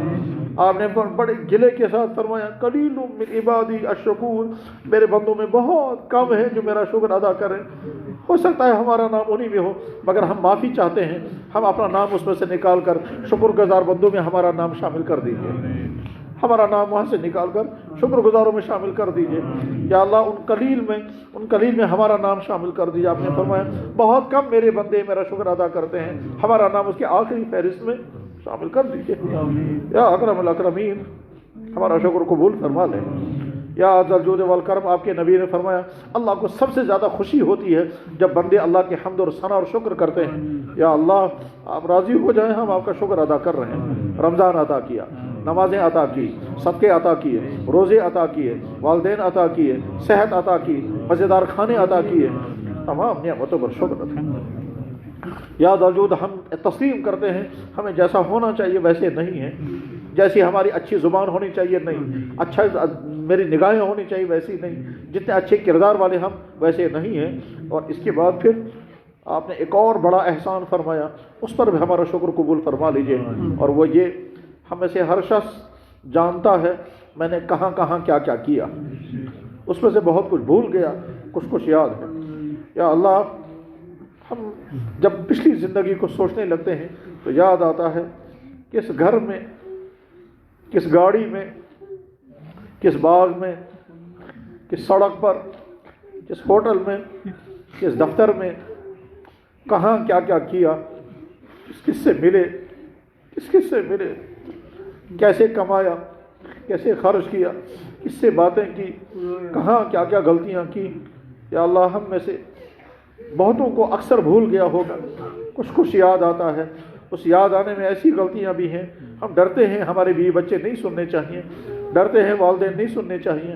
یا اگر ہم رات کے تنہائی میں موبائل میں کیا کیا دیکھا، یا ذا الجود والکرم، یا اللہ کسی کو نہیں پتہ، آپ کو معلوم، ساتھ میں ہم سوچتے ہیں مول موج گوشت بوزوں، بس گوشت بوزوں، رشتہ دار نہیں سننے چاہیے، امام ہے تو سوچتے ہیں مقتدیوں کو پتہ نہیں چلنا چاہیے، مولوی ہے تو سوچتے ہیں عوام سنیں کہ ہمارا مولوی ایسا ہے تو کیا کہیں گے۔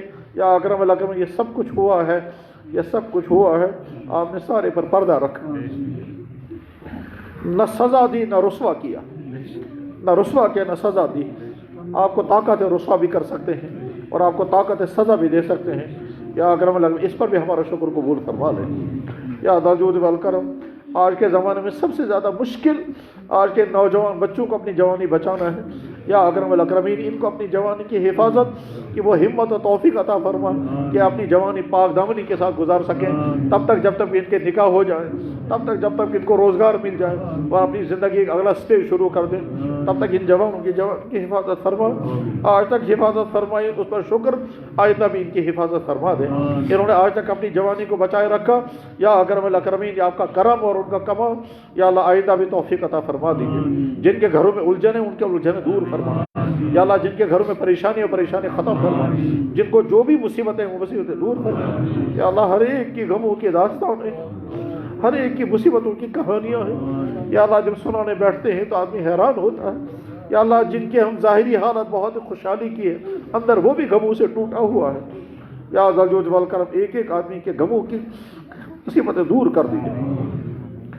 جن کا مال کہیں پھنسا ہوا ہے ان کی رہائی کرا دیجیے، یا اللہ جن کے حقوق دبے ہوئے ہیں وہ حقوق ادا کرا دیجیے، جو قرضوں میں ڈوبے ہوئے ان کے قرضوں کی ادائیگی کے سبیل پیدا فرما، جو کسی بھی مصیبت میں ان کی مصیبتیں دور فرما، لا علاج بیماریوں میں ان کو شفا عطا، جو بے گھر ان کو گھر عطا فرما، جو بے نکاح ان کو نکاح عطا فرما، یا اکرم الاکرمین و ارحم الراحمین امت کے ایک ایک فرد کے ایک ایک ضرورت کو پوری فرما دیجیے، جو لوگ دعاؤں کے لیے کہتے ہیں ہر ایک کی تمنائیں پوری فرما، یا اللہ اسلام اور عمومی طور پر مسلمانوں کا حال ہے اس پر رحم فرما دیجیے، یا ذا الجود والکرم یا ذا الفضل والعطا، ہم کن کن خطرات کے زد میں ہیں اور ہمارا مستقبل کن خدشات کے زد میں ہے، ہم سے زیادہ آپ کے سامنے کھلا ہوا ہے، ہم سے زیادہ آپ کے سامنے واضح ہے، اتنا ہم نہیں جانتے جتنا آپ جانتے ہیں، یا اللہ ہم تو وہ جانتے ہیں جو سنتے ہیں، آپ وہ جانتے ہیں جو پلان ہیں، اور پلان بنے والوں کے ذہنوں میں جو اس کو بھی آپ جانتے ہیں، یا ذا الجود والکرم ہم نے سب کچھ آپ کے حوالے کر دیا، یا اللہ آپ خود ہی ہر چیز کی حفاظت، آپ کو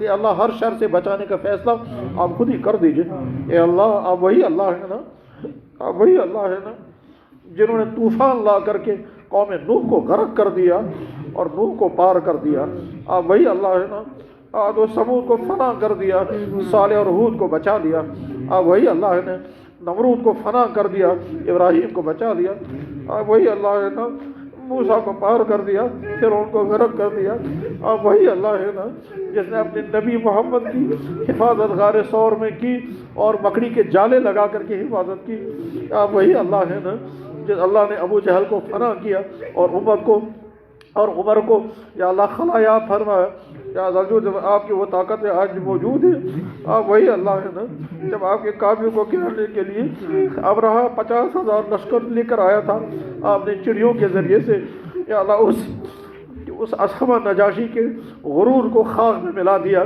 یا اللہ ان کی لاشیں بھی کہیں ہاتھ نہ آئیں، یا ذا الجود والکرم آپ کی وہ طاقتیں ختم تو نہیں ہوئی، یا اللہ فیصلہ فرما دیجئے حفاظت کا، فیصلہ فرما دیجئے اپنے دین کے بقا کا، یا ذا الجود والکرم آج کی امت کو جن چیزوں کی ضرورت ہے وہ ساری چیزیں عطا فرما دیجئے، یا اکرم الاکرمین جو بندے جو کچھ آپ سے مانگتے ہیں وہ عطا کر دیجئے، یا ذا الجود والکرم یا ذا الفضل والعطا ہمارے پاس یہی اور کیا کہیں گے، یا اللہ یہ دامن پھیلا کر آپ کے گھر میں آپ کے بندوں کی آپ کے نبی کی امتوں کے مسائل آپ کے بارگاہ میں پیش کرتے ہیں، یا اللہ نظر کرم ڈال کر ہر ایک کے ہر مسئلے کو حل کر دیجئے، رمضان کے ٹوٹے پھوٹے روزے قبول فرما، قرآن کریم کی تلاوت آسان فرما، قرآن کریم پختہ یاد کرنا نصیب فرما، روزوں کے ذریعے جو اپنے بندوں کو عطا کرتے ہیں وہ سب کچھ عطا کرا دیجیے، یا اللہ آپ کے نبی صلی اللہ علیہ وسلم نے جتنی دعائیں اپنی ذات و ساری امت کے لیے رمضان المبارک میں مانگی وہ ساری دعائیں ایک ایک ایمان والے کے حق میں قبول فرما، سبحان ربک رب العزت عما یصفون،